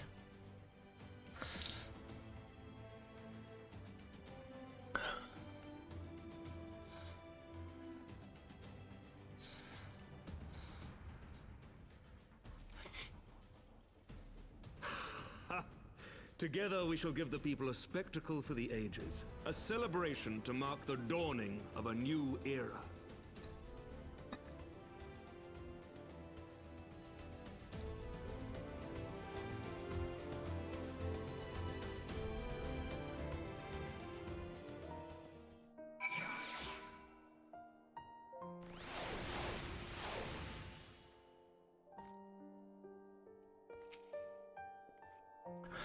Gods help me, I think I might be love. I dare say it might be cheating too. Your presence is enough to turn the tide of most battles.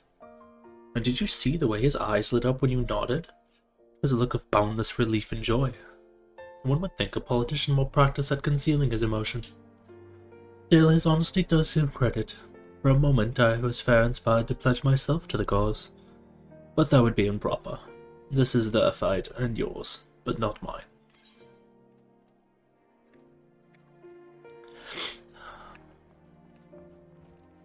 Even though I know I can get better weapons than these, I'm grabbing these just for cosmetic.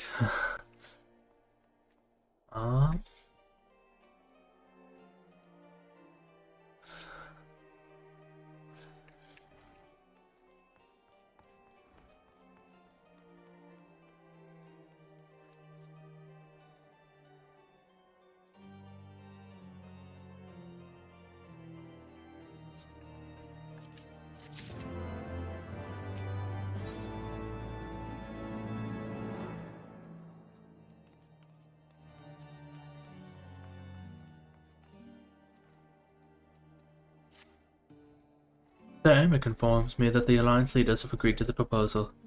The Grand Melee will be held here in the shadow of the Gates of Judgment, and in sight of the capital.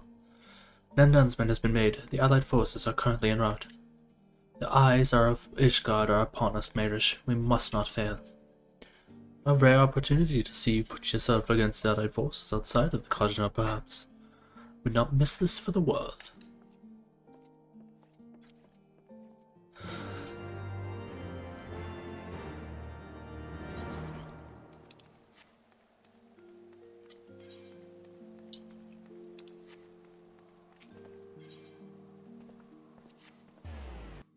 Come on, let's go stick it to the one-armed Raban.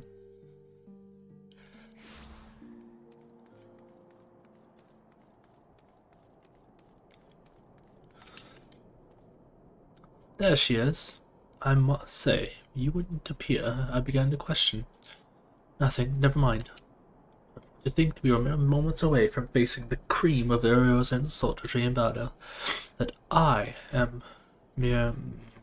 But what if... Oh, what am I saying? I have to stop imagining the worst. I must think of the victory, of the glory, of the stories I will tell Honoroi when he wakes. I am ready, old girl. Are you? By the Fury, how could I forget? Father bid me present this to you. I know it is sudden, but we believe men would be inspired if you bore the colors of House Forton to battle.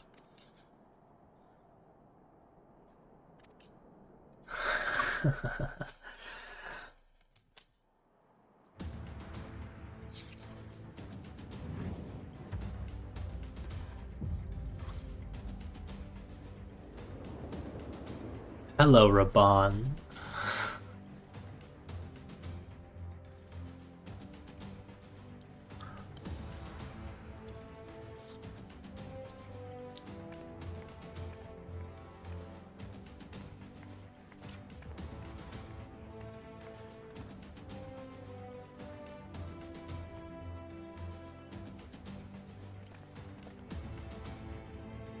Yeah, rocking those House Forton's colors.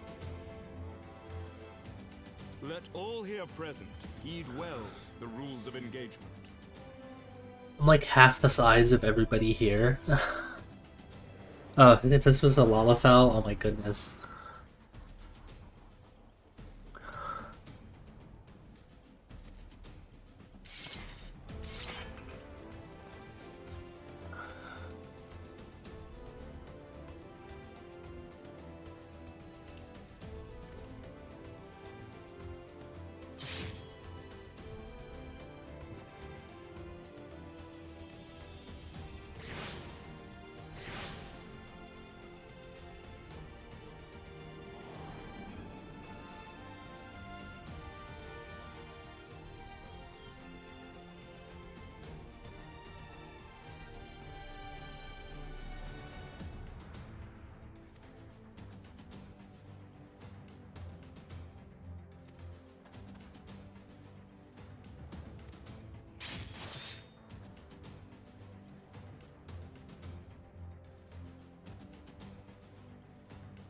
For the honor and the glory of Ishgard.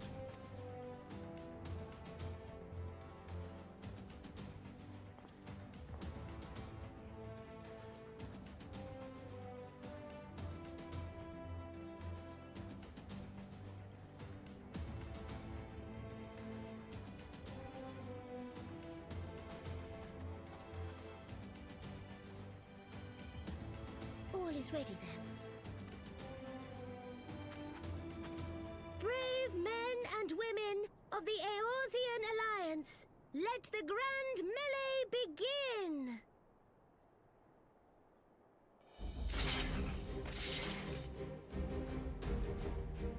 Here we go.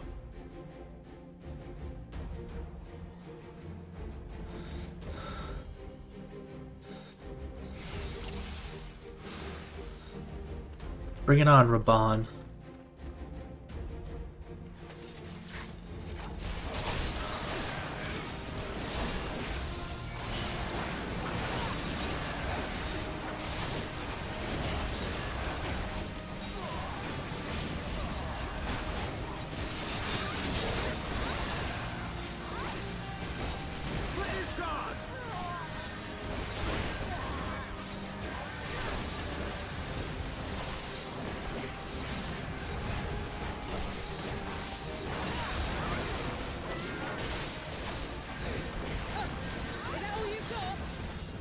I refuse to sacrifice a point.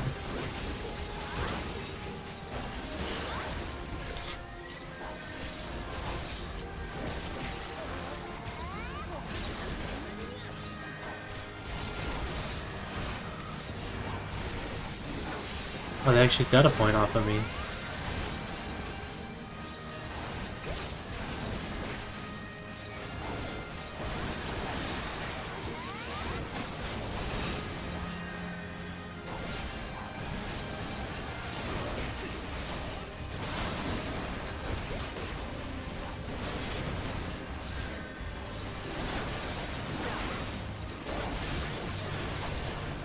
Sorry, Pippin.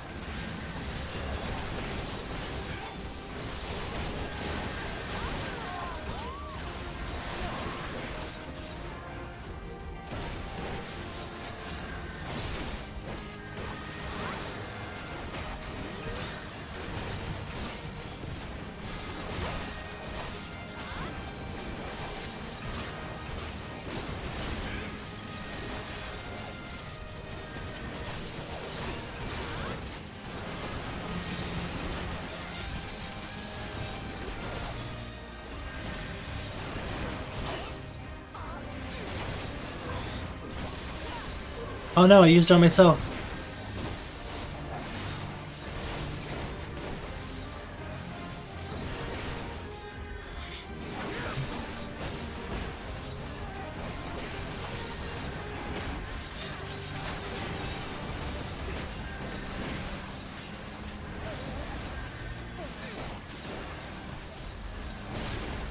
Aw. That wouldn't have happened if I actually used my skill on the right person.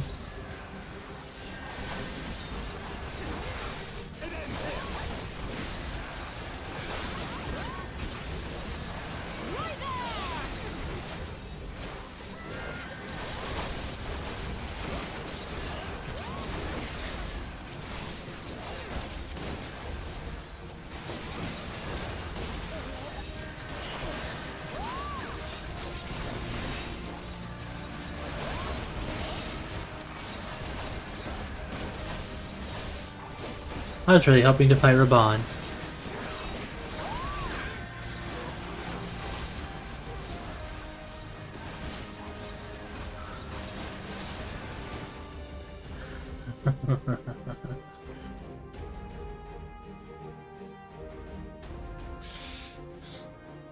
Come at me, Raban.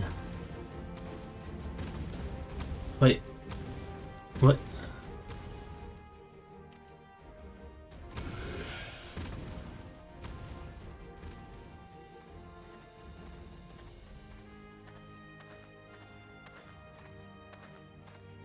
Thancred.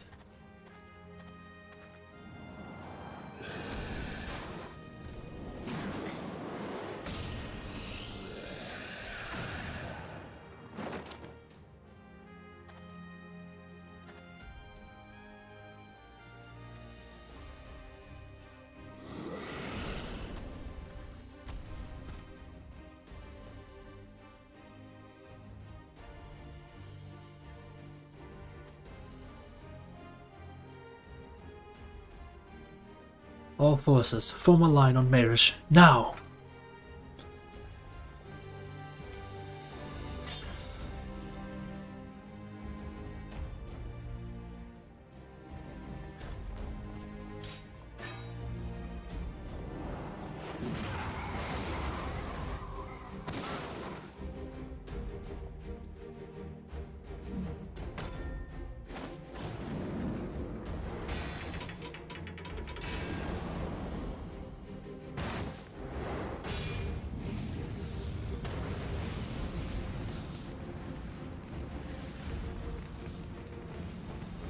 Alright, everybody. I've been looking forward to this.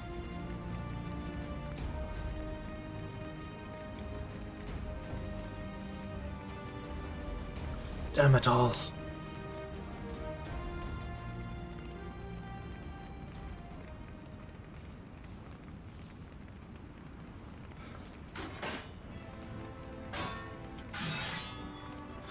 Bring it on, Mad Bull.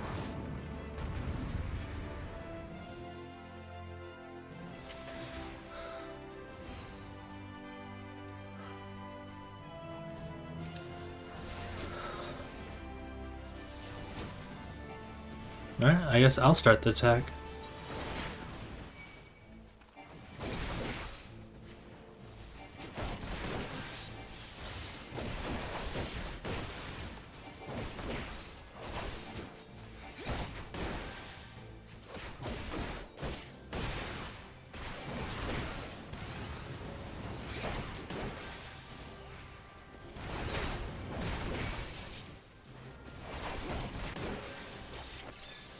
Come on, Raban, you can do better than that.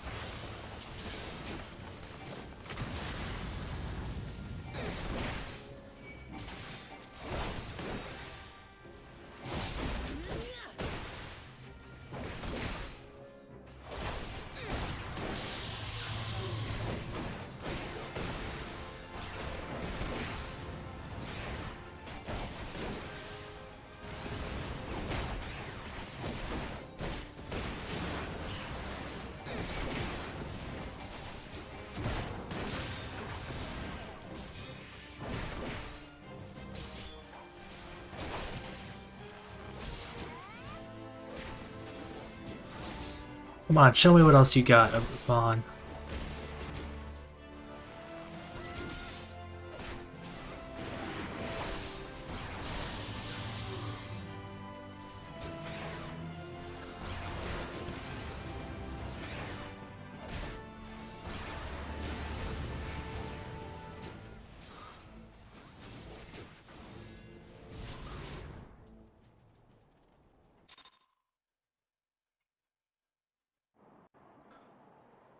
That's actually pretty cool. I'm glad I actually got to play Raban.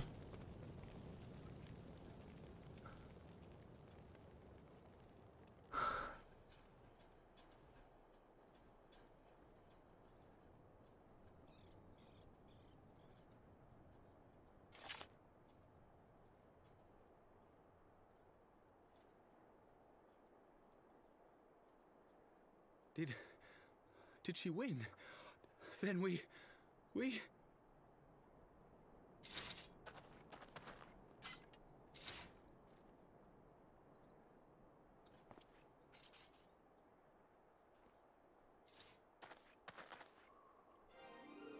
Victory is ours!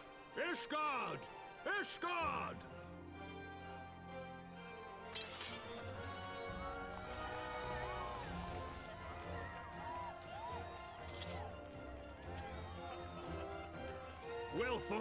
Well fought, my friend! You truly are the warrior of warriors. Thank the Fury you were on our side.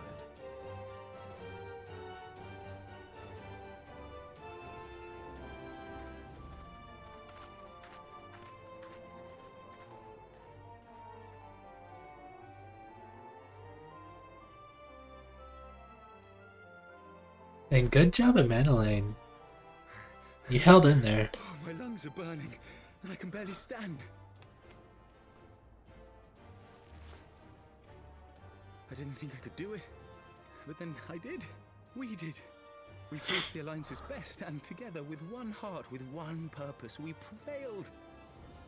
After 1,000 years of hardship, of strife and bloodshed, we are strong enough to rise to any challenge, be it on the battlefield or beyond.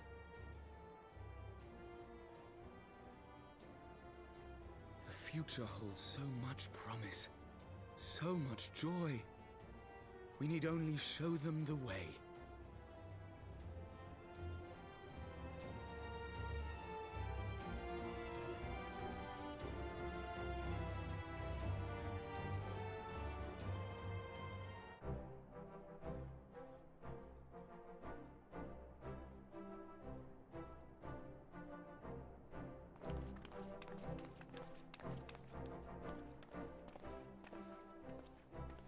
A truly magnificent display, Sir Knight. While doubtless less than pleased, I am quite sure the Grand Companies are honored to have been bested by such valiant warriors.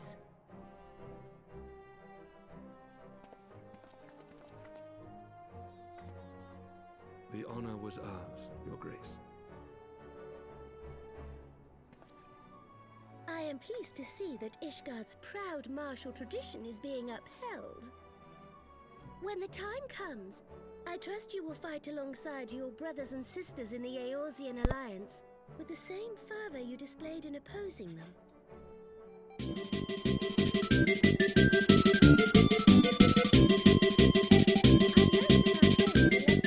Ishgardian colors. At my behest, Your Grace. If we have given offense, the blame lies with me.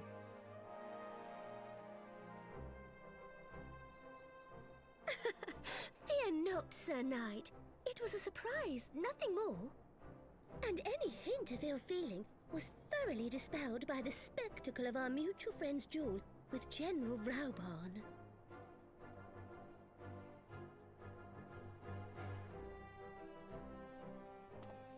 On the subject of surprises, I could not help but marvel at the passion and unity of purpose displayed by your countrymen, given the troubling reports we have received of late.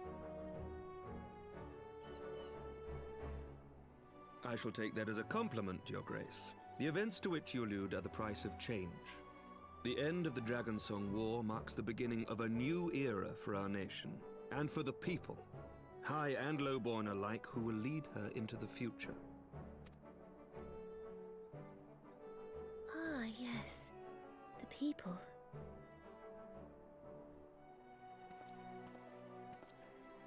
Change is indeed a perilous thing, for we who seek it, and they who fear it.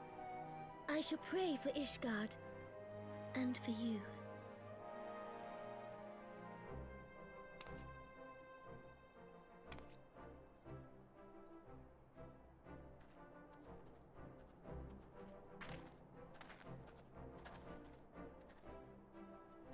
Well, that made for a refreshing change. Congratulations on your victory, by the way.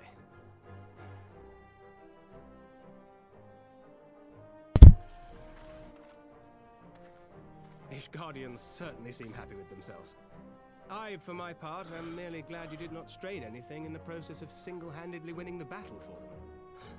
Hey, let's not mention that. Talk about straining.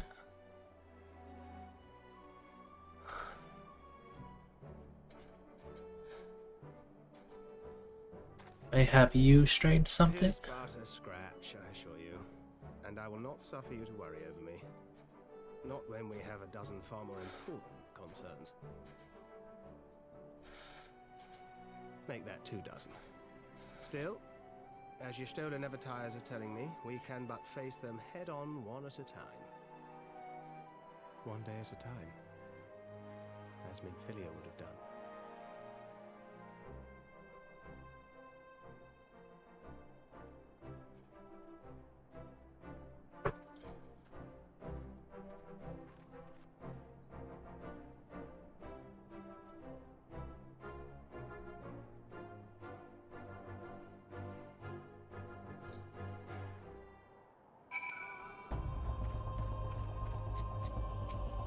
Hello, Pippin. Long as I live, I shall never forget that duel. It was inspiring and humbling in equal measure. I honor bound to point out, however, that my father was fighting one-handed. Yeah, and I'm fighting one-handed too. What's your point?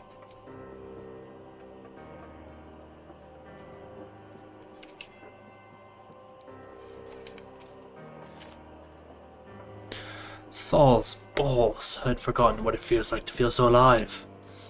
Not since leaving the Blood Sands have I had the privilege. Not since the Bowl of Alamigo hung up his swords. Back then the outcome might have been different, but I do not begrudge you for your victory.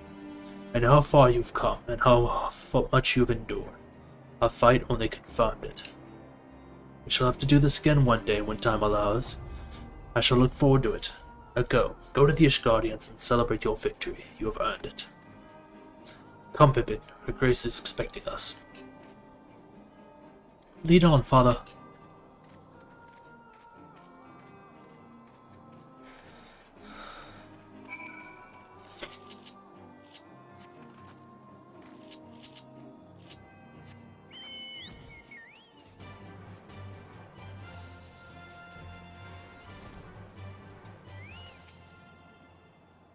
Said you goodbyes. In all the years I've known Reborn, I cannot recall ever seeing him look so happy in defeat.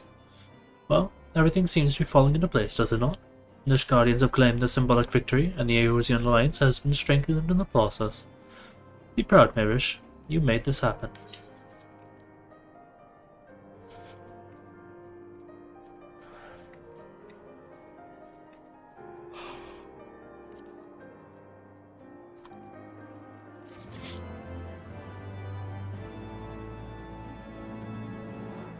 You learned to eat. Victory.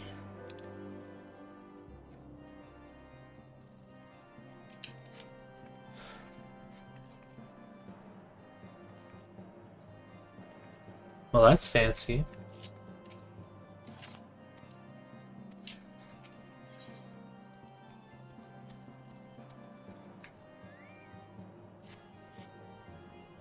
We have done it. Nay, you have done it. You have brought us the victory we so desperately needed. There is naught left but to return to the capital. Come, let us see what reception awaits us.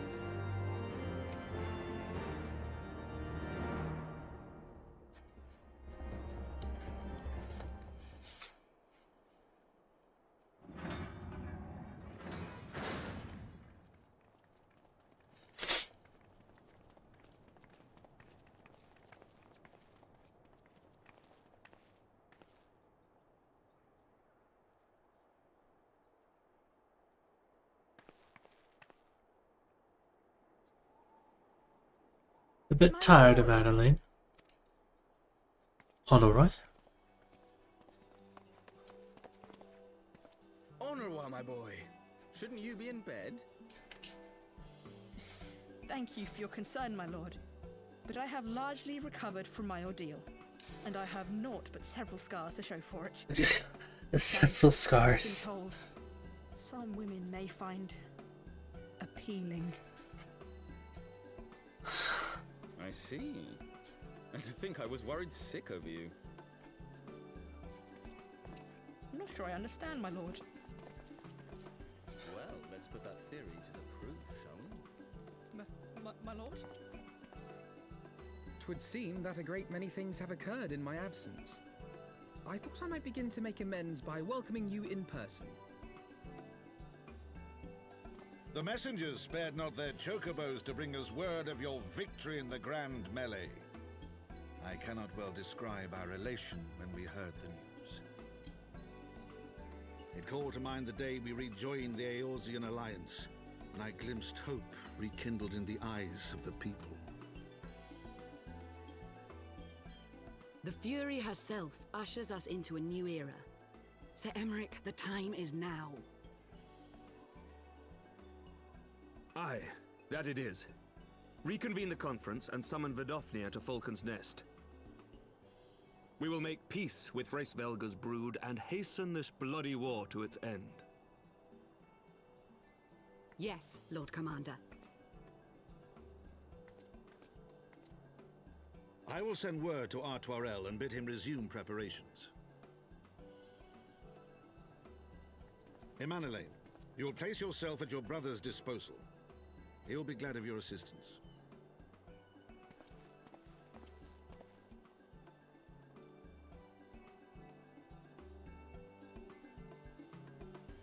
Take care, Madeline.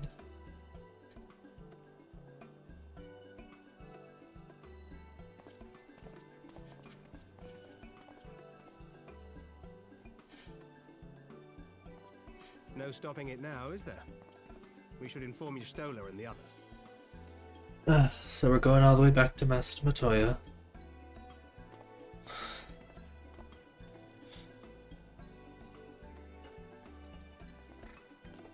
My dear friend, I doubt Slave I will ever be drivers, able to one and thank you all. enough. But when the conference is successfully concluded, I damn well mean to try.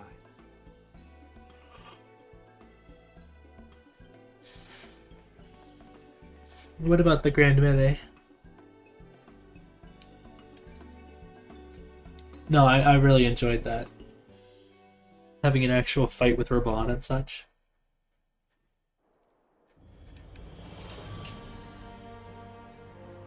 They say you dueled with General Raban within a ring of flames. I do not think the man so ostentatious. Would that I could have seen it. After we parted ways in Matoya's cave, I returned here to speak with Tataru. We agreed to tell the others only that our search for Manvilia had reached an impasse. I subsequently learned that you had left for Falcon's Nest, but I thought it best to keep it to myself for a time. I won't rely on you overmuch when we are together, and I needed to think, to reflect. I still do, I suspect, but matters here seem to be coming to a head. In short, there are some things. Are you okay, sir?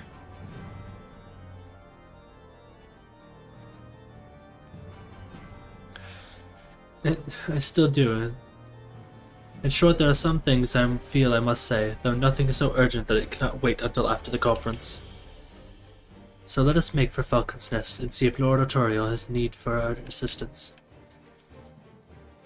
And we go check on this guy. Sir, are you okay? Do you need some assistance? You can say things No, like, go away, "Make a Siri. note. No, How do you spell no, Mississippi?" stop. No.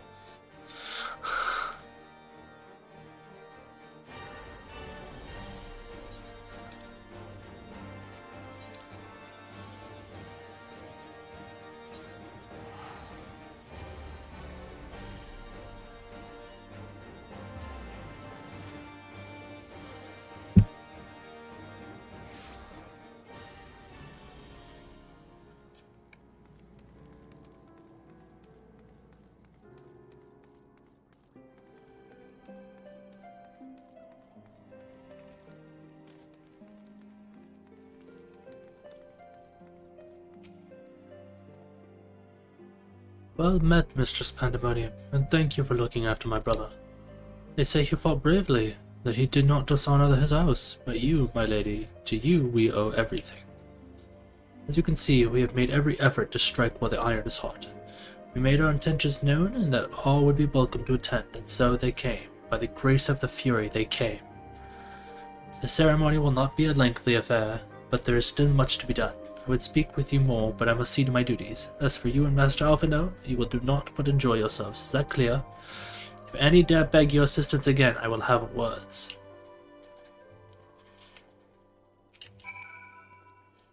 Well, there you have it. We have been forbidden from meddling. Shall we wait, or have you other matters to attend to before the ceremony begins? Excellent. I only hope Thancred and the others will not be late. Epochal events do not come around very often.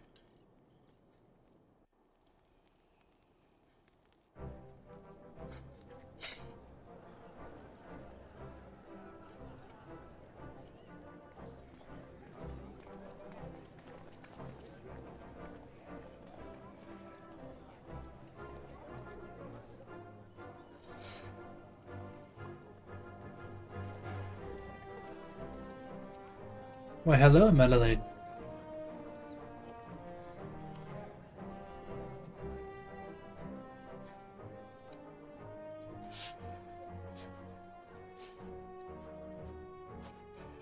The appointed hour approaches. Aye.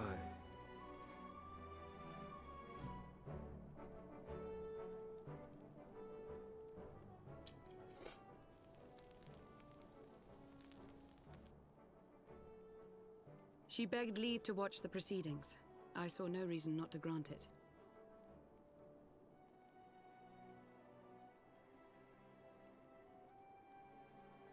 Should I choose to deviate from my prepared remarks, I ask that you trust in my judgment.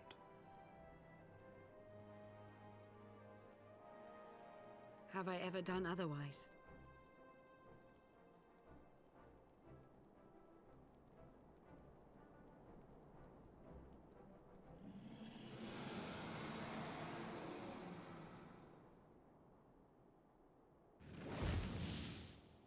Look!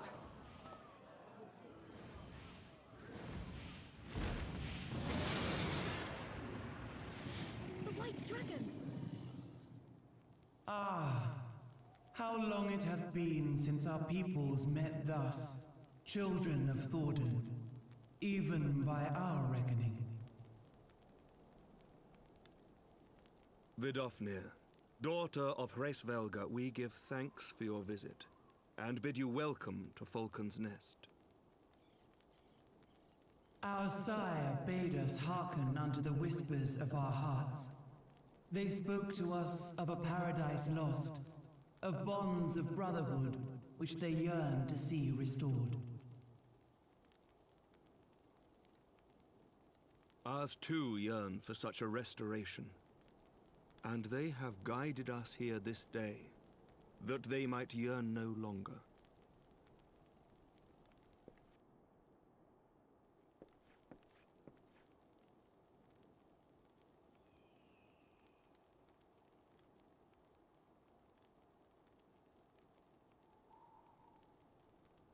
Brothers and sisters, ye who stand as witness, hearken to me.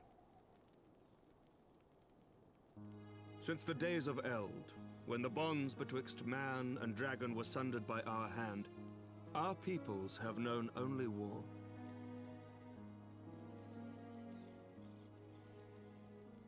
Bloodshed without end, losses beyond counting, and still we fought. And still we fought.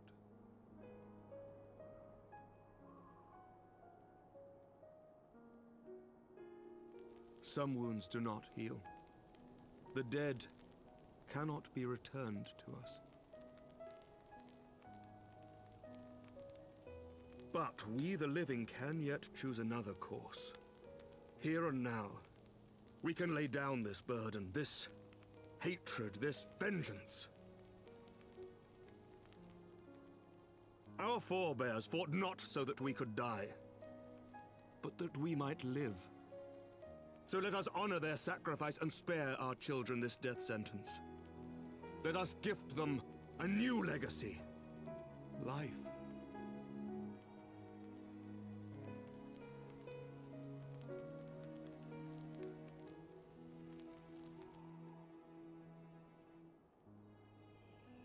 Betwixt our peoples yawneth a divide deeper than the deepest abyss, wider than the widest sea. Generations will live and die ere this divide is bridged. Knowing this, doth thy heart yet yearn for peace, son of Thordan?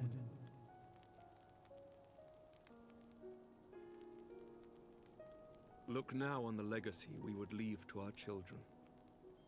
A dream of peace, inscribed in stone for generations to come.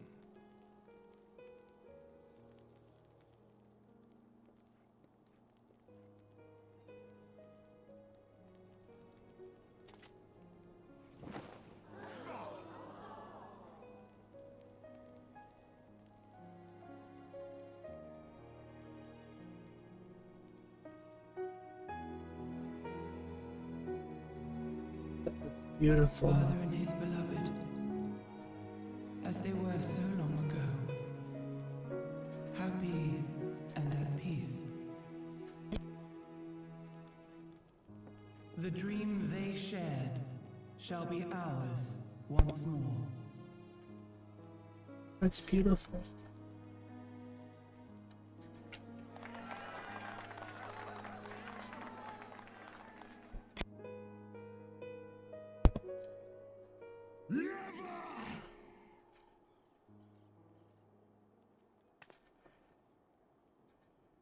Is that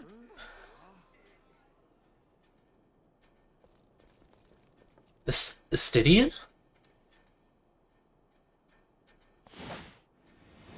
Oh, wait, what?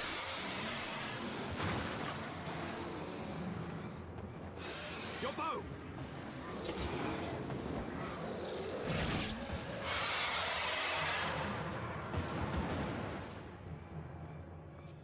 It's off now.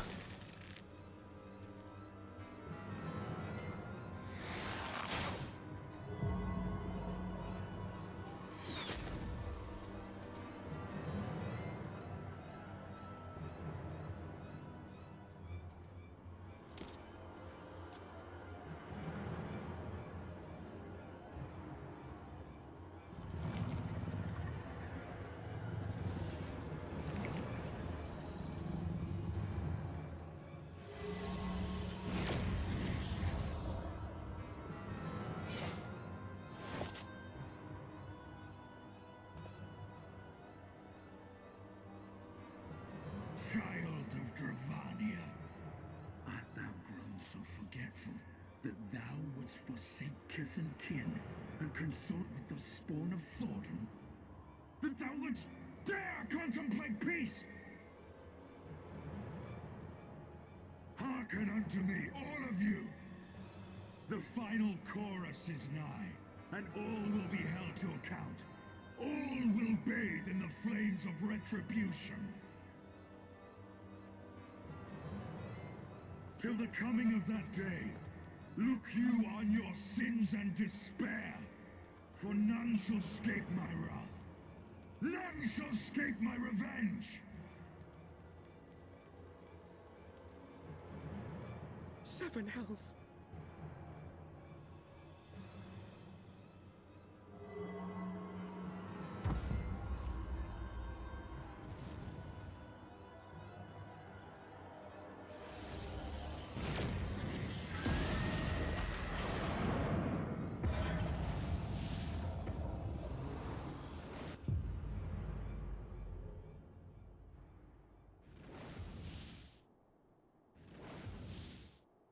Damn you, Nidhogg.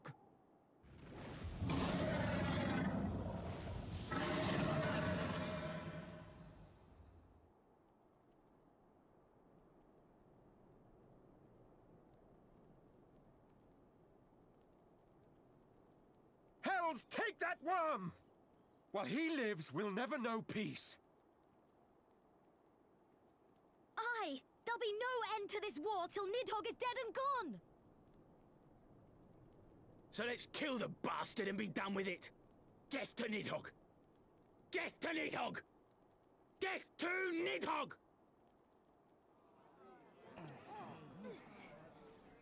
Death to Nidhogg! Death to Nidhogg! Death to Nidhogg! Death to Nidhogg! Death to Nidhogg! Death to Nidhogg!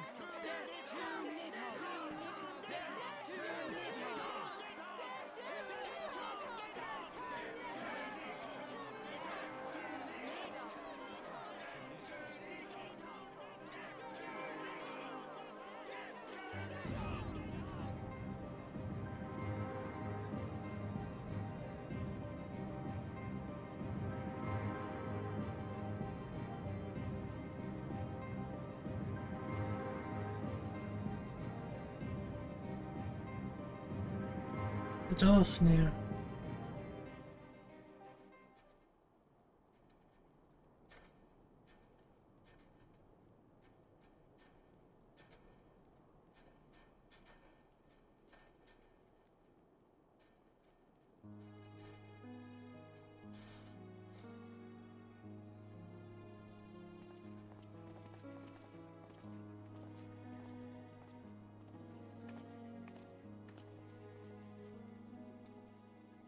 There they go, the last of the guests. Having come hither with hope in their hearts, they depart with hatred and bloodlust.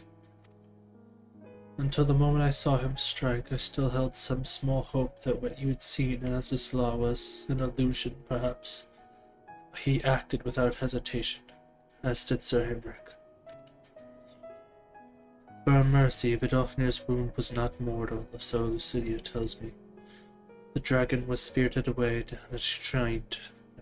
an exchange trying to receive care from her brethren. We can but hope for her recovery is swift. But such was surely Nidhogg's intent, to deliver a proclamation not only to the children of Thornton, but to his kindred. War is coming, and ye who do not stand with us, stand apart. She was an example, a message to her brood, another instrument of his vengeance, like Justinian.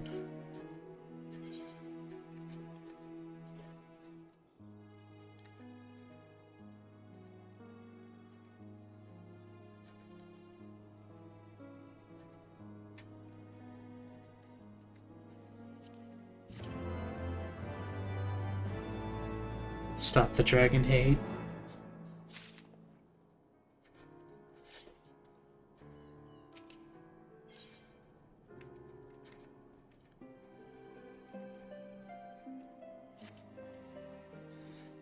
When I said I wished to speak with you after the conference, I confess I envisioned rather happier circumstances. If anything, however, this latest tragedy makes the need more pressing. There are things I must say. Not to the Warrior of Light, or even my fellow scion, but to you, Mayrish, my friend. But not here, no.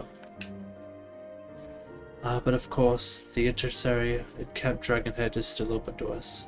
Let us go there.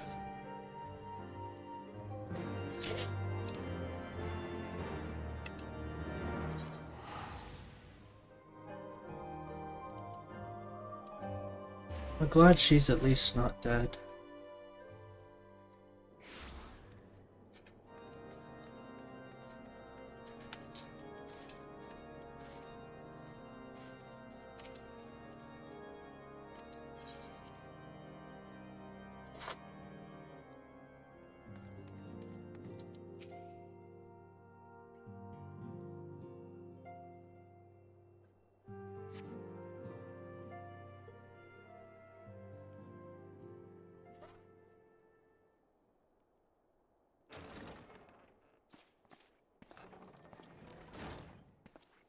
Forgive me.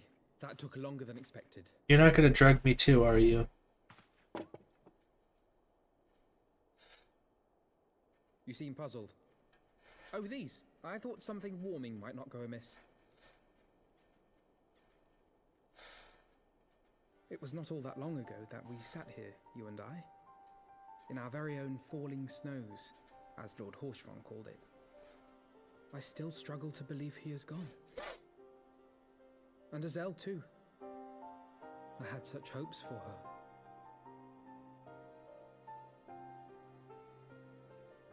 Master Matoya asked me what it was all for. Why we fight, and why we die. Were I still commander of the Braves, I would doubtless have replied, for the future of Eorzea. But I'm not that man. Not anymore. I needed a new answer. One that I could live with. And when I saw Estinian at the ceremony, I knew at last what it was. I do not want to be a man who sacrifices his friends and family for a cause. I want to fight for Estinian, and I want to save him. When Nidhogg leads the Horde into battle, Ser Emeric and his forces will do what they believe must be done. That is their choice to make. Yet even if Ser Emeric is willing to forsake Estinian, I am not. We must fight for him, for he is our friend and ally. We may struggle, we may fail, but we must try.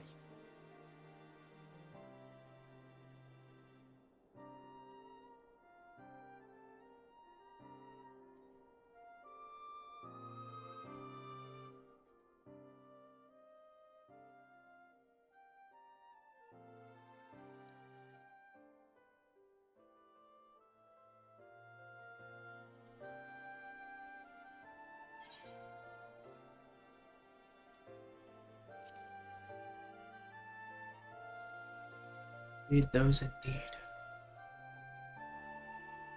Lord Orshafon would be proud. I knew you would understand.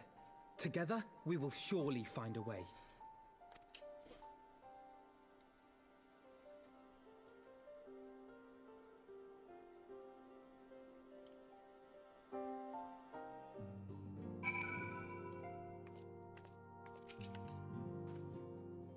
Thank you, Mirish. It is unfair of me to unburden myself in this manner, time after time. I'm glad that you permit me nonetheless.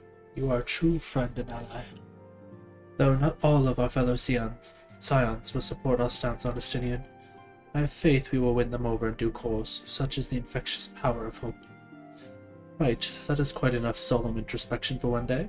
I think we would both benefit from some time in the company of Tataru. She stays for us at Fort Manor. Let's not keep her waiting any longer.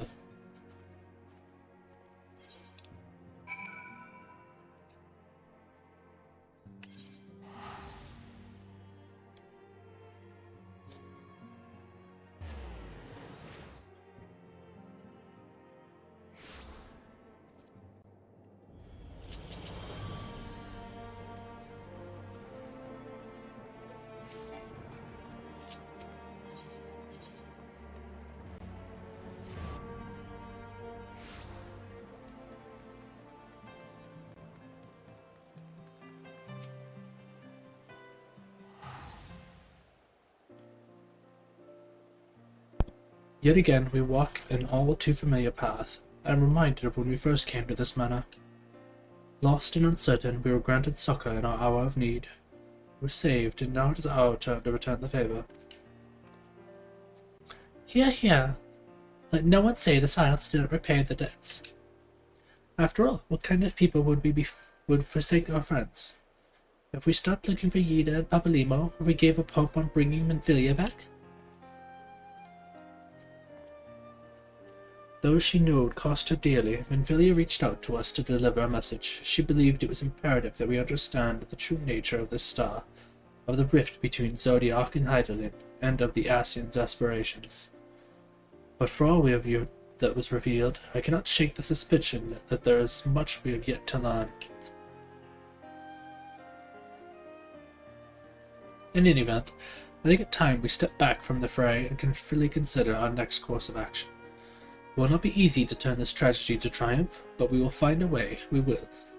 We will.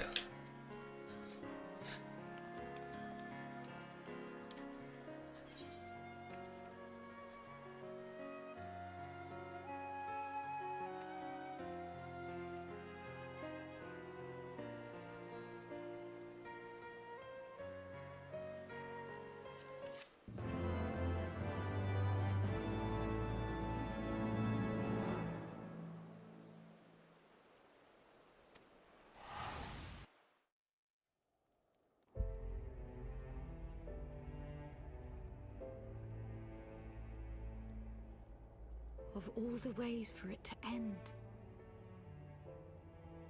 Even before his transformation, I could feel the worm's hatred swirling about Estinian. The terrible, all-consuming rage. Enough to fuel a 1000-year quest for vengeance. It was all I could do not to run away screaming. But Ishgardians, nay, all Eorzeans, are made of sterner stuff. They face danger and death on a daily basis, and understand what it takes to win a war. Think not too deeply on Master Matoya's words. Her intent was but to steal our resolve.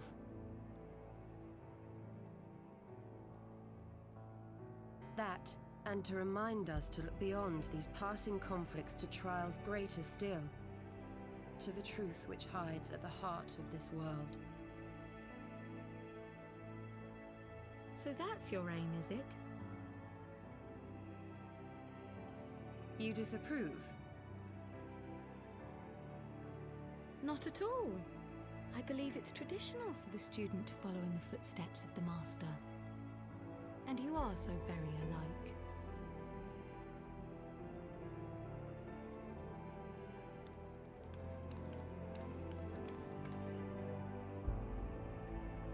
No, Luria.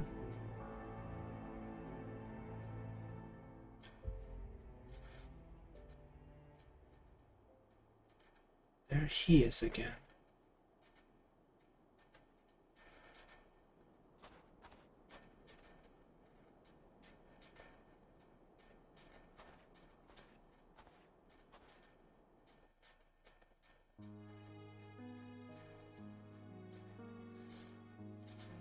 I'm trying to. So it's these past 3 hours have been more roller coasters of emotions. That great inexorable wave was upon us, and soon all of Ishgard would bend to its will. Yeah. For all our sins, for all our scars, the future for which we had long yearned was at last within our grasp.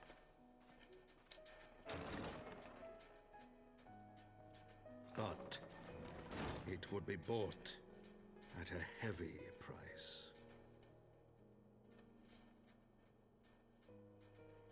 For in those twilight hours did Nidhogg cry out for vengeance, and his brethren raise their voices for the final chorus of the Dragon Song War.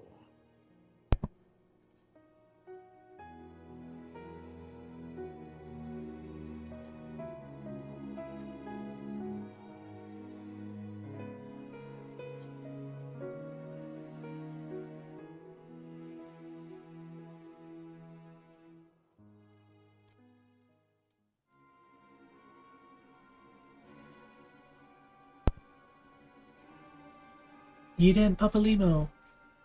Caution, Ida. That is all I ask. Be so eager to place your faith in them. Not until we know more.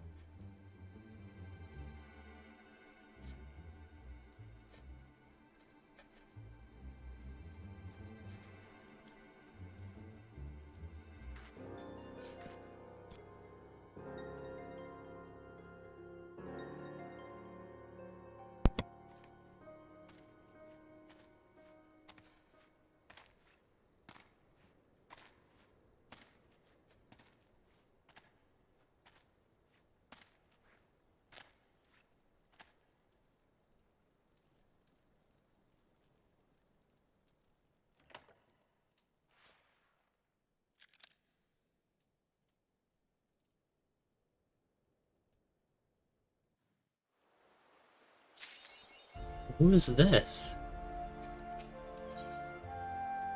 The man within. Ah, Mistress Pandemonium, it is well that you are here. You are wanted within.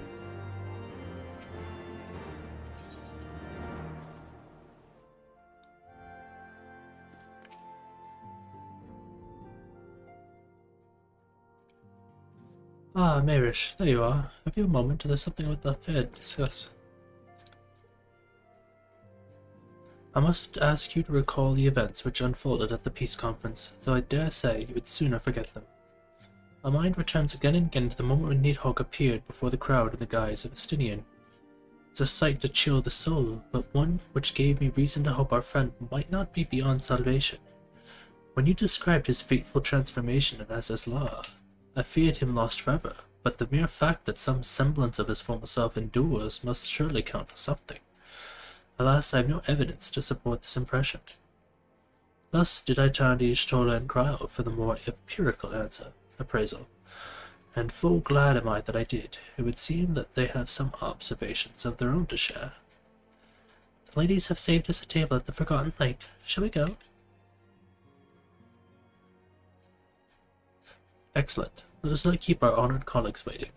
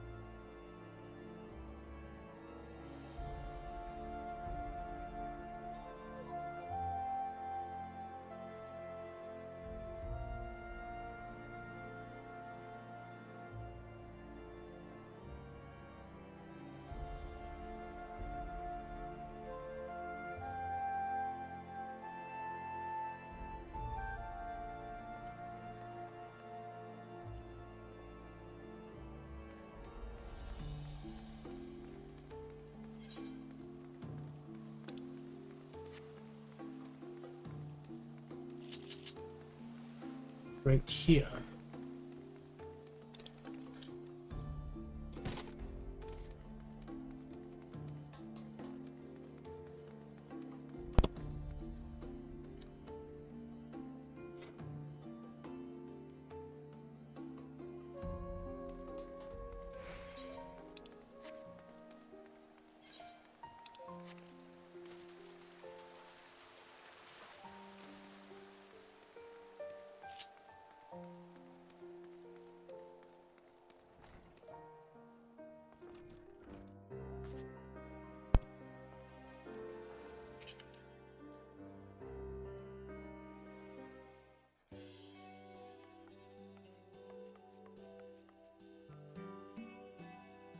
We have kept you waiting over long, I fear. Not to worry, Alphino.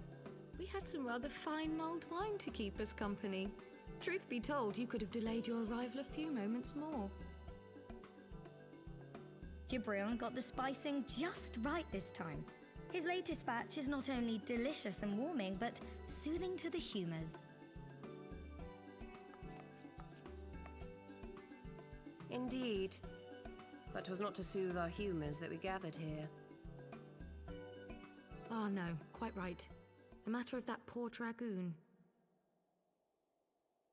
You have discovered something. A means to save him? Let us not jump to conclusions, shall we? Assess the facts presented, then make an educated analysis, as you were taught.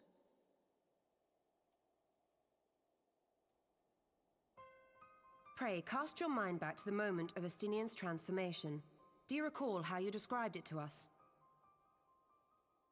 You spoke of the sudden pangs which racked his body when he took up both of Nidhogg's eyes, and of how his form was twisted thereafter into a shadowy semblance of the Great Worm.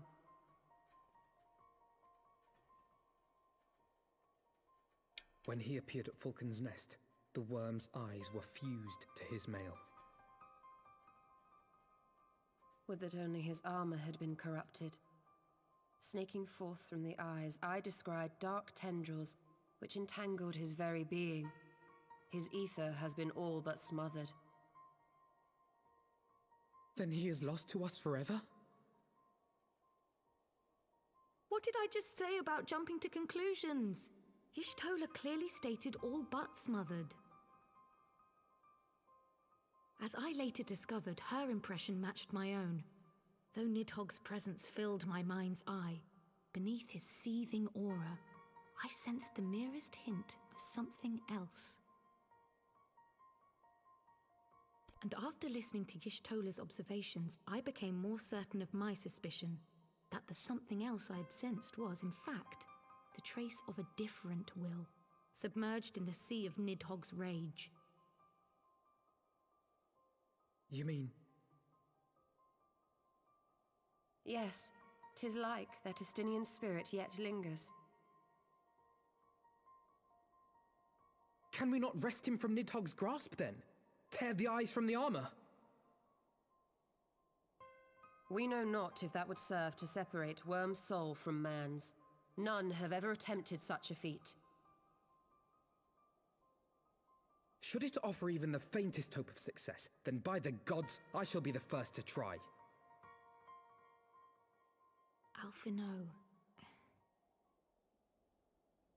By all means, hold fast to your hope, but be mindful of the dangers. Even should you succeed in excising the eyes from the Dragoon's mail, we have no way of knowing if your friend's soul would survive so violent a separation. And that is to say nothing of the possibility that his would-be savior might become Nidhogg's next host. But what other choice remains to us? Should the opportunity present itself, I will tear those foul orbs from Estinian's armor and trust in the resilience of his soul, even at the risk of mine own.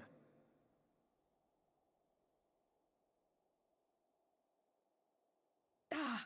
I found you at last!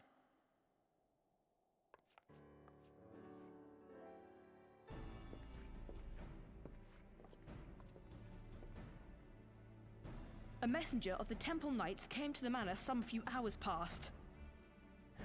The Lord Commander humbly requests the company of the Warrior of Light and Master Alphino. Sir Emmerich would speak with us. Very well, thank you, Anawa.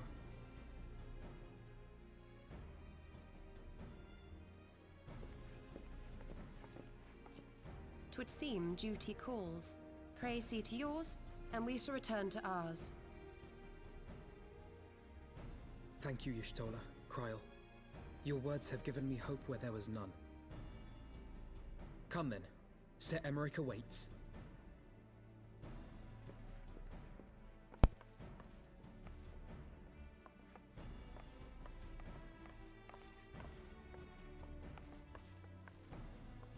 Gotta go save our bloody boy. Alphino is allowing his feelings for this Dragoon to cloud his thoughts. I worry he may do something rash. Keep an eye on him, would you?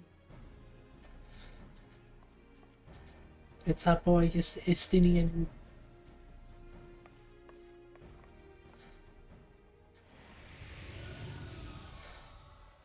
Oh.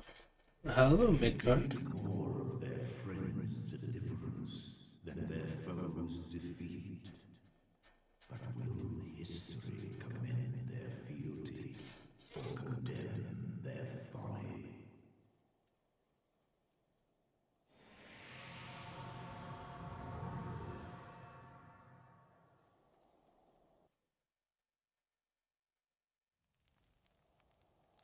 Goodbye, Midgard's over. The conference held at Falcon's Nest was to be a celebration of the reconciliation twixt man and dragon.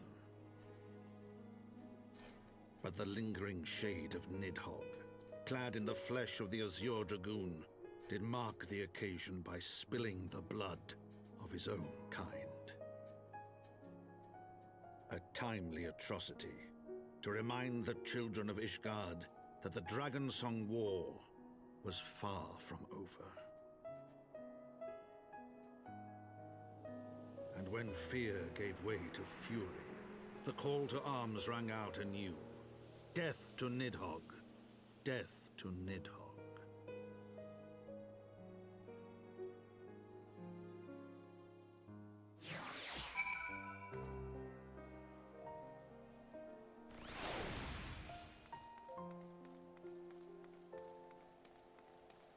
Just do what? Make your dreams. Why are you quoting Shia LaBeouf?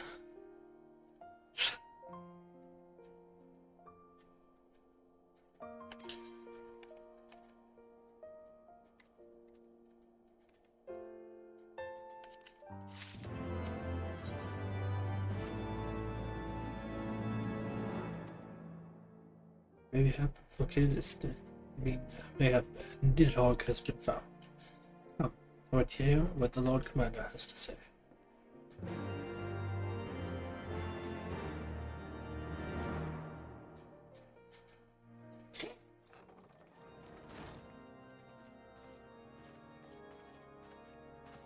My friends, I thank you for coming. You have had news of Nidhogg? Alas not. Our scouts range far and wide, but they have as yet found no trace of the Great Worm. We dispatched an elite unit of dragoons to reconnoiter the churning mists, but even they returned empty-handed. A pity. Fear not, Alphino. We shall see the worm again soon enough. His words at Falcon's Nest attest to that.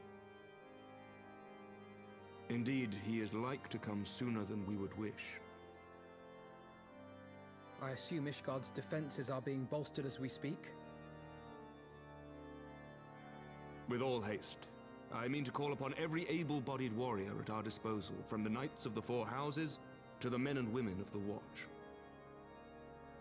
But I did not summon you to discuss strategy. What then would you have of us, my lord? I will speak plain. Now that Nidhogg is possessed of both of his eyes, no mortal force we can muster will repel him. That being the case, we must needs recruit an ally of equal strength.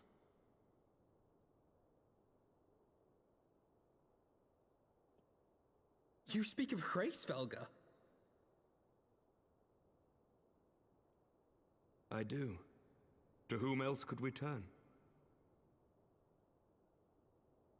That he is Nidhogg's equal, I do not deny, nor can I name another.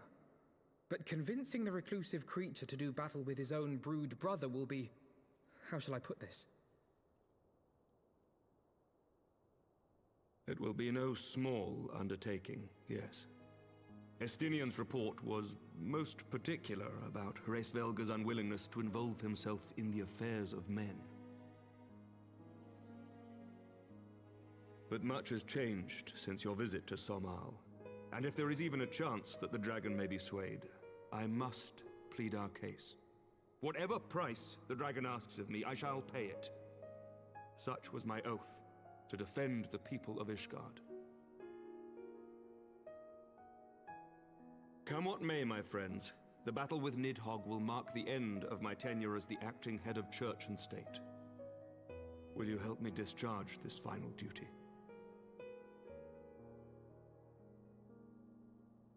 I would hope Hraesvelgr would be a bit more willing to assist us now. We will, my lord.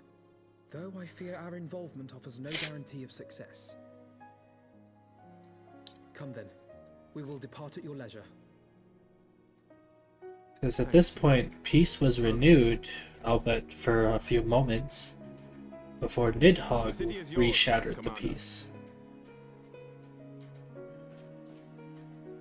My lord, we shall pray for your swift return.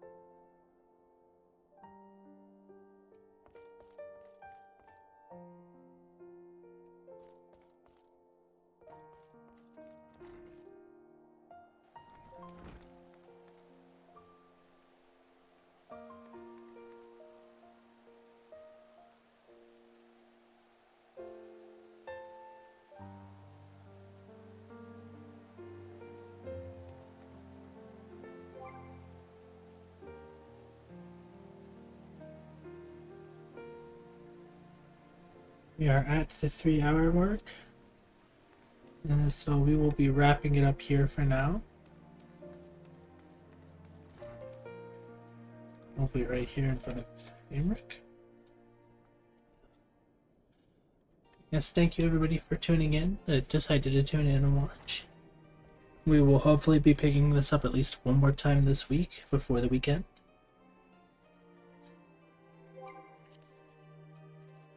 Until then, it was lovely having you all, and I hope you all have a wonderful morning, afternoon, day, evening, night, whatever time it is, wherever it is you so do reside. And we look forward to seeing you again.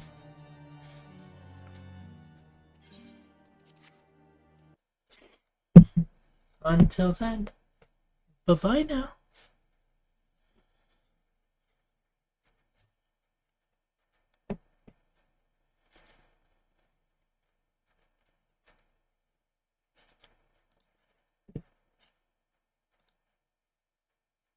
Let's see, who is available right now?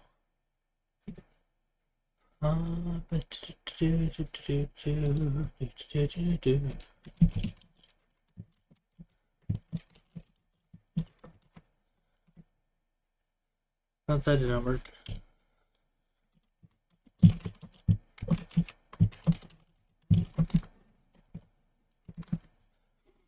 There we go.